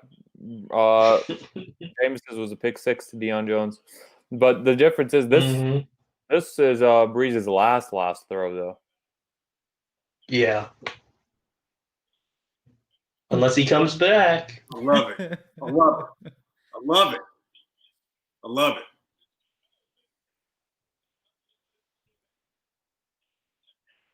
Breeze getting outplayed by Mitch Trubisky and 43-year-old Tom Brady in back-to-back weeks. You love Beautiful to thing. see it. You love to see it. 4 minutes left. God, I can't wait. Man, I hope Michael Thomas stays at 0. I don't think they might not get the ball back. I hope they I don't. don't think they will at this point. They know the run's coming and they're still getting up yards. Saints are out of timeouts. Mhm. Bucs need one more first. Yeah. Oh my God, I love it. Breeze looks miserable. Sean Payton looks miserable. Oh yes. Oh, ejected. Oh, injected into my Injected. veins. Look, you might say that we're being petty by celebrating the Saints. Yes, failures, Oh, yes, we are. and you would be right. Yes. Yes, we are. Shout out to Roddy White for that Mhm. great tweet. That was a great tweet. Because Saints have never been petty. Yeah. Right. They're petty against everybody. Mm-hmm. They did the most 28-3 talking. I mean, So they now it's did, come yeah. back to bite them in the ass. They threw a parade after They threw a parade. after our loss. Yeah. And they're like, oh, you guys are over here, watching our playoff games, rooting for us to lose. That's sad. It's like, well, you know who else is sad? Like, you're like buying billboards to celebrate our, like, literally spending money. So, I'm just saying. Just saying. Like, you can say, There's like, gonna oh, be some damn good games next week. yeah. Bucs Packers. That's Roger Goodell's wet dream right there. Right, yeah. And Bills Chiefs. Ooh. Oh, Yeah, those are both going to be pretty elite games. and there's a first down. This is over. This is over. All right.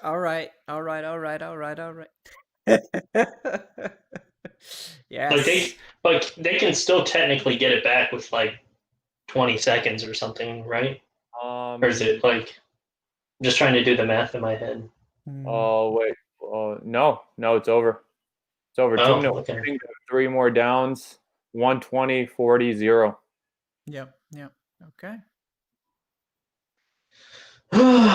Not that that would have mattered. At least 20 seconds are down by 10. But Oh yeah, they Uh, can't. It's The not like only Drew- way this would have been better if it would have been another Minneapolis Miracle situation. Yeah, to have their hopes like truly. well, crushed, but- those interceptions were pretty special, Yeah. and we'll always share that together. Yeah. Oh, yes, we will. Don Emery. Bree's last pass and int. There is a god.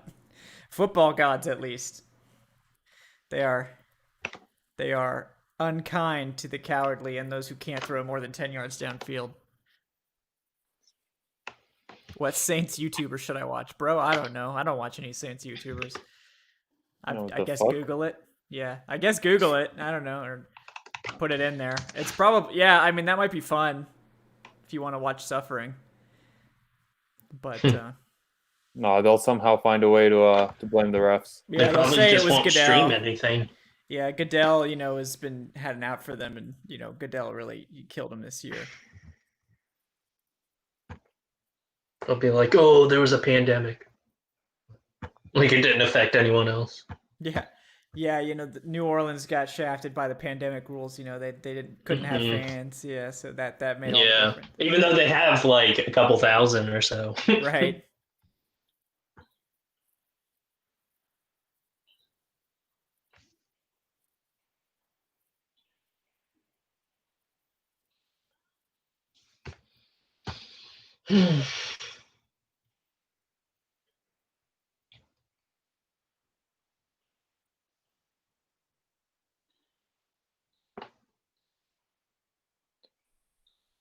Oh, that was fantastic. Yeah. And now we get our GM tomorrow. Yeah, Just like we maybe all tonight. expected. Maybe tonight. Call him up, Arthur. Let's go. Yeah, Either Arthur. Yeah, Hopper's already texting him. Oh yeah, Yeah, Fontenot's already left the stadium. Yeah, he's Hey, Yeah. hey, bro. He's on a red eye to Hartsfield right now. yeah. Hey, bro. I'm telling you, gonna be at tomorrow. Yeah, Arthur Blank's private jet's already at the airport.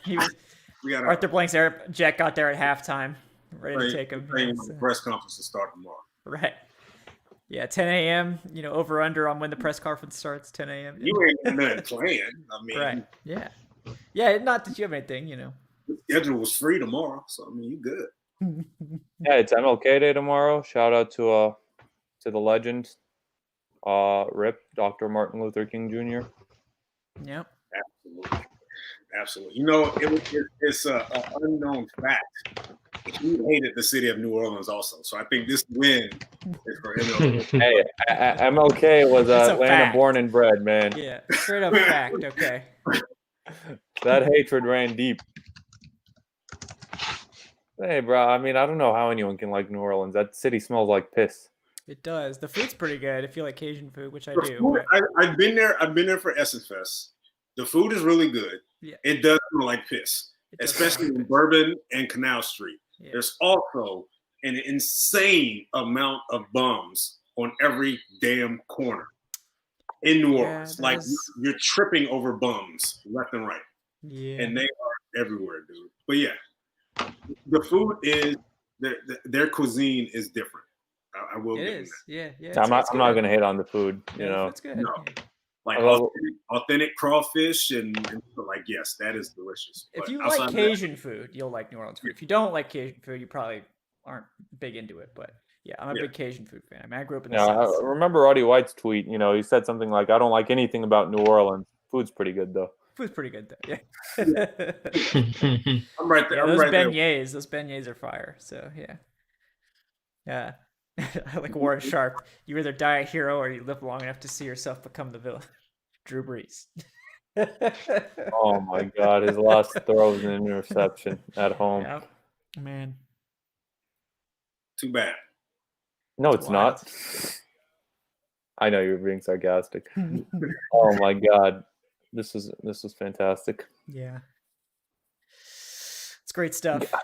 Yeah, the Superdome is absolutely like disgusting. Oh, it's yeah. it's a toilet bowl. It's great. Man, I would have loved for this. Man, I would have loved for them to have a full stadium right now. Holy shit! Yeah, just to see everybody already leaving, just like filing out, A bunch of like sobbing fans, a bunch of paper bags going on.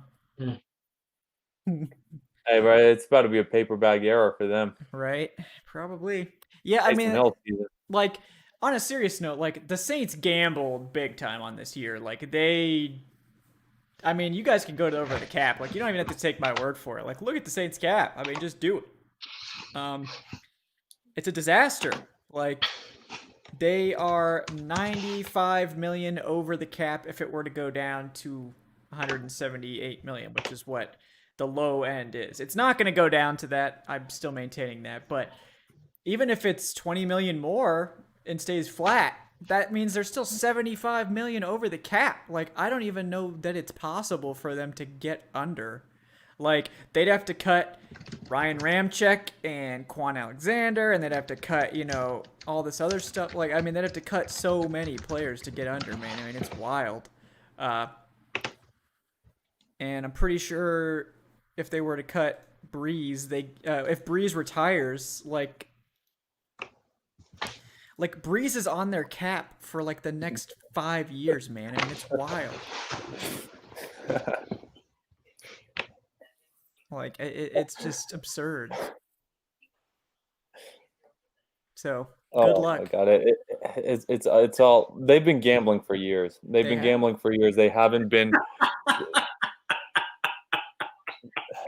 A few years ago, they moved up for Davenport when they should have gone quarterback. I missed that. What was that? They tried to sign Clowney this year too. Yeah, that's right. Oh man. The piper always gets paid at the end of the day. And they delayed it and they delayed it and they kicked that can so far down the road, can't kick it anymore. Yep. It's like they have, and their fans can, have that defense mechanism of being like, oh, it's Mickey Loomis, he's going to somehow like work magic with the cap. I'm not seeing it this year. Right. I'm not seeing it this year. It's going to be rough. Yeah. Blue Dat times 4. Michael Thomas with 0 catches. Yeah, dude, Michael Thomas. But he's better than Julio. He's better than Julio, guys. In a playoff game. Hey, I never like plugging my own like tweets, but look at my last tweet about him. Okay, well, I'm going to have to check it out. In a playoff game. Are you serious? No one should ever say he's better than Julio. I swear. Someone said it turns out his 4 catches for 36 yards best playoff games. Oh my goodness, man. That's wild. All right. 50 minutes of cardio. All right, I guess he's just getting a run in and then. Yeah. Oh my God. I mean, well, what else could it have been? Right. Man was out here just running some suicides up and down. Oh man, I guess George actually didn't go to sleep. He says George Costanza with the $20, brother. Thank you so much. Says I wanted to go to sleep. Glad I didn't. Fuck the Saints. For once, we have hope for the future in the front office and coaching staff, but only if we draft Smith, Chase, or Pitts with the winky face. Just to Yes. Jamar Chase 2021. Yes. Go back to sleep. Do some shots. And what's Adnan drinking tonight? My drink is long finished. I had some nice coffee tonight, to be honest. Nice, I was kind of fighting some fatigue earlier in the day, and I wanted to be wide awake for this game. So tonight was some coffee. Yeah. Bosnian coffee too. Oh, very nice. Bosnian coffee. Yeah, so very strong. Okay. I don't know if you've ever had Turkish coffee, but it's of like that. Yeah, Turkish coffee's good. Yeah. Turkish tea also I found was very delicious. Absolutely delicious. Apparently, my sister went to Istanbul recently, and she says that they just give you tea with everything. Yes, yeah. I went back in what was it, 2011? Yeah, and it's cheaper than water. Like if you order tea with your meal, it's like 50 cents. If you order water, it's like $2. So it's like, yeah, I'll just get the tea then. Yeah, I mean, it's also better than water, but if you're a tea person. I am a tea person. Tea is delicious. I love tea. I mean, yes. Well, I don't have any liquor, but I will go out in your honor, George, and purchase some just for that. You know what? We're taking this back. Well, there might be some downstairs. I don't know. I could go look for it, but I probably shouldn't. I already had. Have we gained viewers since the Saints lost? Oh yeah. Like people are here to People hear are us. showing up. Time to dunk. Come on, they're joining. We got to dunk on them more. We got like 50 more. Oh my god! I know you got some takes left. Come on. Oh Hell my yeah. God. That was. I mean, for those of you who missed it, you missed Eric's fantastic reactions to the interceptions tonight. God, this is so great. This is 4 straight years of heartbreak, and that's 4 straight years after they tried to shit on us for 28-3. Cheers, fellas. Yeah, cheers. Cheers. Shout out. Talking the Minneapolis Miracle. You're talking about the pass interference where. Oh wait, did someone's oh wait, that's mine. Sorry guys, I was enjoying the box score. I couldn't find Michael Thomas's name anywhere. Yes. Yeah, it was like a Where's Waldo, but Waldo's nowhere on the page. We also don't talk about last year's playoff loss in the wild card round to the Vikings again. Kirk Cousins of all people. I Right, love Kirk Kirk Cousins, but he's not a big game performer, man. No, he's not. It wasn't. But it was just, but that was the game where Kirk Cousins made the plays that we were not accustomed, to him doing. And he came out and he did it, and the Saints, this is an annual tradition. This is an annual tradition. Everybody puts the Saints on a certain pedestal every single year. And I'll be honest, the past 3 or 4 years, a lot of us have been questioning, like, hey, man, Drew Brees is not himself. Right. It seemed like a lot of the prognosticators on the outside were like, oh, he's fine. They're going to be Super Bowl favorites, this and this. And it seemed like every year, I would say the last 4 years, Brees has really been a shell of himself in the playoffs. I'm talking about going all the way to the Minneapolis Miracle. Even that game, he still wasn't. To me, he wasn't Drew Brees. But yeah, that was Kamara bailing him out year after year. Kamara bailing him out. And what makes this different though is those games they had excuses like they had the Minneapolis Miracle, whatever. That's not Drew Brees' fault. The Rams pass interference, whatever. That's not Drew Brees' fault. Shut your mouth, Evan. He threw an interception in overtime. That was absolutely his fault. No. I agree. I'm just saying that was like the pop. We're all going to remember him throwing all the interceptions at the end. Yeah. Like he cost them any chance of getting back in that game. Like this is on him. There's no Kyle Rudolph pushed off. I think that was the last Vikings or last year or whatever when they lost to the Vikings. It was like Kyle Rudolph caught a touchdown in end zone and they said he pushed off. This is all Breeze right here. Yeah. Well, they always do that. Everybody does that, but they still gave up that big 50-yard pass or whatever to get down to the 1 yard line. Definitely. You go back to the Rams game, they still gave up a field goal in the fourth quarter to tie the game and gave up the field goal to lose the game in overtime. So you had 2 times. You had 2 different occasions where you could have stopped the Rams. Mm-hmm. And we know that, but the popular thing that people remember from those games are those moments of like, oh, NFL screwed the Saints again. This is all them. There's none of that. Like the Breeze threw interceptions at the end and cost them. And the funny thing about all that as well, the last 3, all of them were in the Mercedes-Benz Superdome. Except the Minneapolis Miracle, of course. But the last 3 playoff losses right there at home where everybody felt like this was, of course, one of the best stadiums to play in. And, it was one of the toughest stadiums to play in, I guess. And they just, they fell short. They took a real gamble as a franchise. Yeah. And they gambled for a long time. Yeah. And it's hard to honestly sit here and say it was worth the gamble because there was really not much of a payoff in my opinion. Right. I mean, your payoff. Their payoff was getting humiliated in the playoffs year after year. 4 straight seasons. 4 straight seasons. You didn't even get back to the Super Bowl. Right. You didn't even get back to the Super Bowl. Let's be honest. You didn't get back. You had Brees all the time. You kicked the can down the road when it came to the salary cap and things of that nature. You invested heavily in some drafts. And what was the payoff was what? Division titles? Right. Okay. Yeah. No one Yeah. cares. No. Division titles and like people remembering forever your like embarrassments year after year. People remembering their shitty fan base making fools of themselves after the 2018 NFC Championship game where they tried to sue the NFL and where their, I think, congressional representative in the middle of a government shutdown brought that case to like in front of Congress and like wasted like valuable time in the middle of a governmental shutdown. And, you know, their fan base like crying that they lost the will to live or some BS like that. And nobody, like, they did it to themselves. Like, Sean Payton's an asshole. You remember right before the Minneapolis Miracle, he was doing that skull Viking clap in front of Vikings fans right before Diggs got that touchdown. And then Diggs, a few years later, when Peyton was like trying to shake his hand, he was doing that like Michael Thomas celebration in front of him.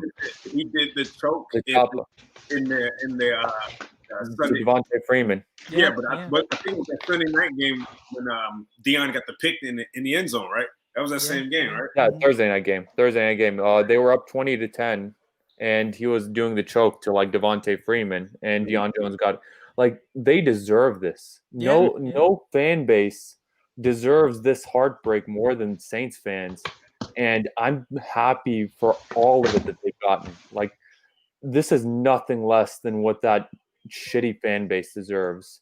And you know, I'm so happy that piss-scented city isn't gonna get anything nice from all of this gambling from these past few years. I'm so glad that overrated Sergeant Stat Pad Drew Brees is going out with a complete whimper. I mean, this is giving me life right now. Yeah, I mean it's pretty fantastic. It's I mean, look, like it's petty, but man, like I mean it's really great. Like it's part of the rivalry. Like so, you know, we're gonna celebrate when a team that is just very rude and yeah. I was gonna get to that too. Are you talking about the Chargers news? Yeah. I saw. Did they that. give a double? No, they hired Staley. Yeah. They got Staley. Oh wow. Yeah, I thought so they weren't going up the. I think they were, but they didn't want to wait. So like I don't get it. Like there's not going to be any more openings. Like who do they have to worry about? Like Houston? He's not going to Houston. Philly? Maybe they found out that I don't know. I don't know why Dabble would want to go to Philly, but I'm not gonna lie. It's great to be a Bills fan right now. Mm-hmm. If Dabble's staying, like it's great to be Josh Allen right now. That's a massive boon for the Buffalo Bills. Yeah. And it's the thing about it is I still remember when Kyle Shanahan left. Like he didn't get the 49ers were the last head coaching vacancy. And I was like heartbroken when he left because I knew the ramifications of it. But yeah, good for the Bills if Dabble is staying. Yeah, that's pretty crazy. All right, that's a loss for the Chargers, though. I thought that would be a perfect fit with Herbert. I did too. I was about to buy all the Justin Herbert stock in fantasy next year. Right. Mm-hmm. All right, George wanted to get in one more quick question for us. George, the $1. Thank you again, brother. He said he wants to know who we're rooting for the rest of the way. George is rooting for Buffalo. He likes Josh Allen, small school QB, overlooked, thought to be a bust. Let's go Bills. So who are we going for? As long as it's not New Orleans. Yeah. As long as the Saints didn't win, I can care less. I hope the Bucs don't win. Right. Like I don't want to see the Bucs win it. They're still a division rival. Buffalo or Kansas City, to be honest. I really like Mahomes. I really like Bills Mafia. If I had to, like if you were forcing me to pick, I'd go with the Bills. That fan base, I think that's the best fan base in the NFL. Yeah, I mean, I've really developed an appreciation for the Bills since I moved to upstate New York, 3-4 years ago. So I'm definitely riding with the Bills. I think that fan base really deserves one. They've been through a lot. Like Falcons fans have been through a lot. The Bills have been through a lot too. So I hope. Imagine losing 4 straight Super Bowls. God, I don't think I can do it. No. I don't think that I would can be do it. so hard to do on purpose. Like you're good enough. You're just not like the best. Sorry, 4 straight times. Yeah, and Yeah. even the first year they were like the better team, but Norwood missed the field goal. Scott Yeah. Norwood. Right. And So I still remember, like, I wasn't around for it, obviously. Like, that was before I was, like, born. But watching the 30 for 30, like, that fan base, Bills Mafia, even after he missed the, like, kick, they still, like, held a parade for them. Yeah, And they they, did. like, all chanted, "We want Scott," like, Yeah. to uphold him and Yeah. to, like, make him feel better about, like, that's what fan bases do that. Like, I right. mean, Philly fans would I have been mean, you throwing saw what batteries they at him. did with Lamar. Lamar got a concussion, and it came out they like donated to his charity. I don't remember what his Yeah, charity yeah. is, but Yeah, that's really with classy. Dalton a few years ago, too. I think it was like $150,000. Bills fans ended up yeah. donating. Mhm. Unbelievable, man. Simply because I want to say it was the Bills that did that also when Andy Dalton with the Bengals a while back. They won a game, and then the Bills somehow squeaked in. They ended up losing, but Yeah, they they did donated it. to Andy Dalton's charity. they donated, and I think he has like free wings in the city or something like that. Right. Mhm. Yeah, because they beat the Ravens that year, I Yeah, think. the Ravens. Yeah, Dalton and the Bengals, Mhm. Ravens to knock the Ravens out of the playoffs. And Yeah, that's just it's such a great like organization, and like I said, like with Norwood, like how many fan bases do that? Like if he was Right. up in Philadelphia, they would have been like throwing batteries at his head. yeah, Mhm. Yeah, it's crazy, man. So yeah, good on those guys. So I think we're all kind of on the Buffalo train. Obviously, we're done rooting for the Bucs now. So Bucs fans, you're welcome here tonight. We will not, we will no longer. Yeah. This is a We'll- safe we'll- space, and we're very happy for you tonight. I can't throw a whole lot of shade at the Bucs fans. No, man. I'm not. No. You got to Yeah. close the door on the Drew Brees Yeah. era, man. I gotta give him my respect, man. I really do. Yeah. So Thank you. Respect, and thank And you. didn't the Saints sweep everybody all season, like in the They division? did. Yes. I think they were the first team. I think they were the first team in NFC South history to do that. Yeah. Yeah. Ironically, the team that came the closest to beating them was the Panthers in that first matchup. Right. It came down to the very end, and Joey Sly missed like a 63-yarder, and all season they kept letting Joey Sly try these like 60-yarders to like tie it and win it, and it never worked.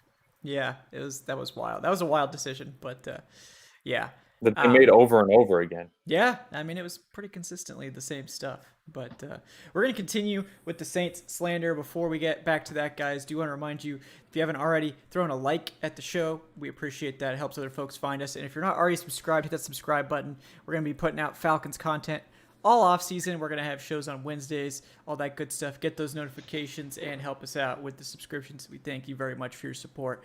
Check out the links in the show description for our Patreon account if you want to unlock some exclusive perks and then support us on a monthly basis. And check out our community Discord server for Falcons chat 24/7. We've got a nice little community of very passionate fans over there talking about the Falcons. Like I said, you can find the links to that stuff in the show description. So yeah, I mean it's just nice to be, now that the Saints are gone, we're not worried at all about the outcome. Oh, we can watch in peace now. We can just enjoy in peace. And like it 4 years in a row, man, they blew it. And like every time they were, first in the division, they were getting these home playoff games, and every time they just blow it. I mean, it was what they lost in the divisional round in 2017, the conference championship 2018, and then the wild card round they lost last year. So like they just, man, it's rough. It's very rough for the Saints, and I'm a big fan of that. So, I love it. And the way they've constructed their team too, like they walked right into this. Like it was always one more year. Okay, we're coming back for one more year. We're just gonna keep doing this. We're gonna keep doing this over and over again, and then it's all gonna blow up in their face. So, like they are on the hook for $276 million for 2021. With only 45 players under contract. So, that's a lot. That's a lot to be on the hook for. And, like, they're going to have to cut so many veterans to even get close to where they need to be. So this is going to be a team that's going to be in a disastrous situation. And I'm pretty sure if Drew Brees retires, it accelerates another like 30 million onto their cap. So like I'm not even sure, if I'm being totally honest, that they have a mechanism to get under the cap, period. Like I'm not even sure they can get under the cap. I don't know what happens in that scenario. So I mean, we'll see, but it's going to take a lot for them to even get close to being under. I mean, I've never heard of a team being 95 million over the cap. Like that's half a roster, by the way. The salary cap this year was 198 million total, and they're 95 over. So, like, I don't know. It's going to be glorious, though. They're going to blow it up. So they're going to blow it up and have to start from scratch. I mean, it's going to be like 80% UDFAs or something. I don't know. That's going to be like a Madden franchise, right, where at this point you just like start over. Yeah. But you can't do that now. Right. Yeah. Yeah, I mean, they could cut a bunch of their like guys on first round options. Like they could cut Marshawn Lattimore and get 10 million, I guess.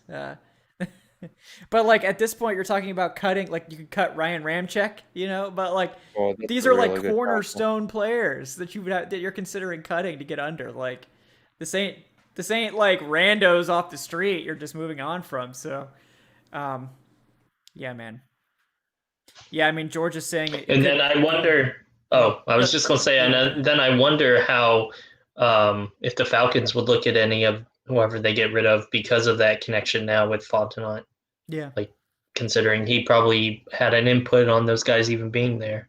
No, bro, if they cut Ramczyk, like I'm throwing the kitchen sink at him. Oh yeah. Like do what you need to. Yeah, he's great. He's great. Yeah. So yeah, I mean, George says according to Google, the NFL would start canceling contracts and penalizing them draft picks for being over. So, I mean, like honestly, I think that it's possible for them to get under, but it's just going to be a wasteland to do that. So, we'll see. I haven't taken a really deep look at their cap situation, and I won't, just because I want to see Mickey Loomis try to navigate this. But I mean, it's probably going to be like a bunch of extensions to just kick the can in 2022, and then you're just prolonging this disaster. So, oh man. Someone said the last thing Drew Brees will see in his career is someone taking a knee. Oh, God. Oh, that's great. That's great. That victory formation right in his face, man. Oh man. Remember when their fan base chanted "Drew Brees sucks" before the season started? I do remember. They'll be doing the same thing for different reasons tonight. Man. Yeah, it's just nice. Enjoy this moment. Look, obviously it would be better if the Falcons were the ones to send the Saints out, right? Like it would have been great if Atlanta could have been the ones to come to the Dome, intercept Brees 3 times, blow up their dynasty, and be the ones in the playoffs. We're not saying that wouldn't be great, but it's nice to have someone else do it. It's not quite as nice, but we can still enjoy it, okay? And maybe we are petty. I'm really enjoying it. Yeah, maybe we are petty, but who cares? Who cares? I certainly don't care. I'm happy being petty. It's just a good time, So. Oh yeah. We didn't have much to celebrate this year, so. Yeah, every year this is the crown jewel of my last like 3 or 4 seasons since like 2017. Yeah, we're only feeling this misery. It's not in the playoffs. That's the only reason we're really feeling this way. Yeah. Like the past 3 years have been rough. It's been like, well, I don't remember the last time we played a game like where it was late enough in the season where we legitimately thought, all right, this is like a playoff hunt game. Like we haven't been in the playoff hunt since 2017. So the best part of like these seasons has been watching the Saints just like shit the bed on national television in the playoffs year after year. Yeah. I mean, it's been great TV for Falcons fans, certainly. So, I mean, start select. You're right, brother. Like the Saints fans made it this way. They talked all that shit after 28-3. So it's. Oh yeah. They asked for it. I mean. Yeah, they threw the first like punch in this, and now they're just like it's just been haymakers since. Yep. I mean, at a certain point, you have to actually do something. You can't just You can't just throw 28-3 out there and then just yourself get boxed out of the playoffs and never even make it back to the Super Bowl. Like, sometime you need to actually get there and like do something about it, so but I guess they'll just have to be happy with making it to the playoffs, because that's so important, and they were very proud of how they made it to the playoffs this year. So congratulations, guys. Yeah, congratulations on making the playoffs every year, I guess. What That's did a that good get first you? step. That's a good first step, so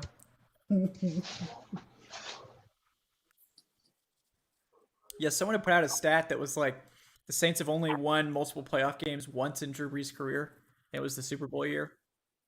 So they've only ever been winning. He's actually 500 in playoff games. Drew Brees, he's 9-9. So Yeah, there's a lot of interceptions in them, and I mean, we need to start questioning Sean Payton too.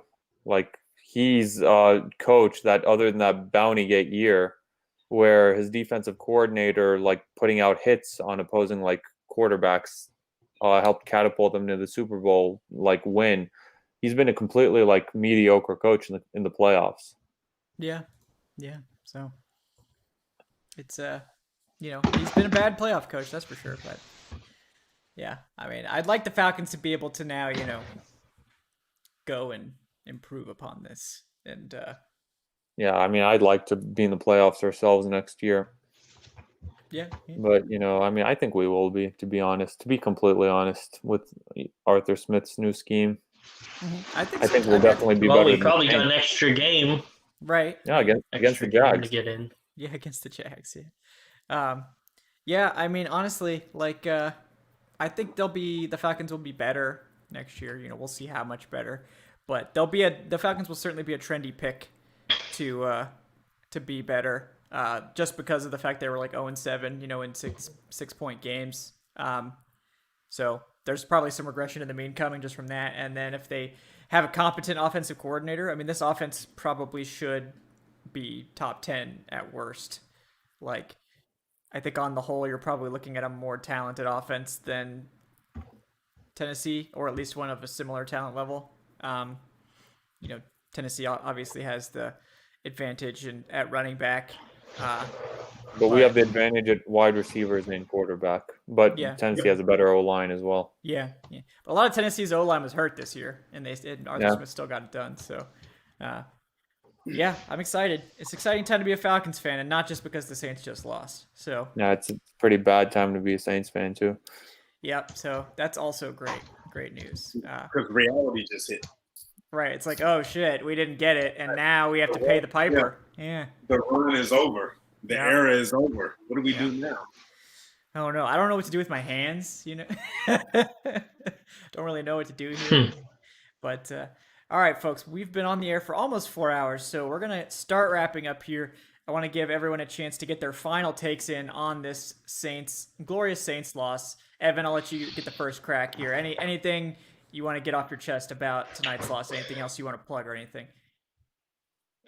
Not really. I mean, I just appreciate everybody who watched from the beginning, because, this was fun, and we're always going to have this recorded on YouTube. So if you ever feel like years from now rewatching, hey, I remember when we were watching the Saints and Bucs and Breeze go out throwing interceptions, it's recorded. So you'll probably be able to still see your comments and stuff. Yeah, you could get Eric's instant reaction there. Where oh, yes. That was worth it. And then the rest of us just kind of sitting around like, oh, what's going on? Yeah. What's happening over there? Yeah. I just saw them break the huddle. Yeah. Yeah. And then it happened again. Oh my God. Yeah. Yes, but thanks for watching, and you can follow me on Twitter at Evan Birchfield, and this was fun. Yeah, I mean, if people enjoy these so much, I mean, maybe I guess we could consider actually having them for Falcons games. So I guess we can consider that. There'd be a lot of cursing in that one. Yeah, that would. The mood would be decidedly more tense. Yeah, so I might not be able to do that every week, but yeah, I'm not gonna lie. I don't think I could do a live show during a Falcons playoff game. Yeah, I get pretty stressed. Yeah, I'd be way too stressed to even be talking or anything. Yeah. I want to be by myself. That's my happy place or my unhappy place, depending. Yeah, either by myself or around other long-suffering Falcons fans. Yeah, where we don't say anything.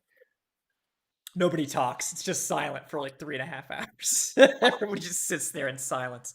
Yeah, and just I mean, tweets. Yeah. I would absolutely babble about like schemes and Oh, like yeah, game yeah. plans and what's going on, but that's just like that would be just me trying to distract from the stress that I have like Right, inside right. me. Like, oh yeah, you see if they like hit this, they hit this 3 point, they hit this field goal here, they're gonna have a, they'll have to get points in this next drive, and they got to come out, throwing the ball here. But inside, you're just like, oh my god. I do it with Hawks games all the time. Like I can't tell you how many times I've like just angrily like talked about how much I hate players jumping and like passing the ball in the NBA. Like if you jump, go up and like take a shot. Like you'll get like caught and you'll be in no man's land if you like jump up for a pass and they like get into the lane. But that's beside the point. That's beside the point. Yeah, but I get it. Yeah. All right. Yeah, guys. Evan Birchfield's at Evan Birchfield on Twitter, by the way. So give him a follow. Adnan, since we're already on you, you got any final takes about this New Orleans game to get off here? We broadcast for the past 4 hours. Like Evan said, shout out to everyone who stuck around for the entire time. Worth it. All worth it. Every single minute. Even when the Saints were up, you knew that they were going to blow it. This was fantastic. Another year in the tradition. It's becoming my favorite pastime, watching the Saints blow it in the playoffs. Yes, it's been fun. I think it'll be nice for the tradition to end though, because they'll be no longer in the playoffs next year. So here's to a long Saints playoff drought coming up. Here.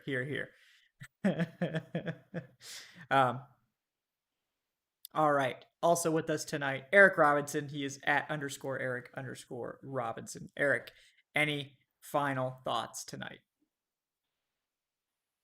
Eric, hello. You got any final thoughts, brother? You're dying over there. Oh man, yeah. My final thought, man, is over. Yeah, it's over. Good riddance. Mm-hmm. Terry Fontenot,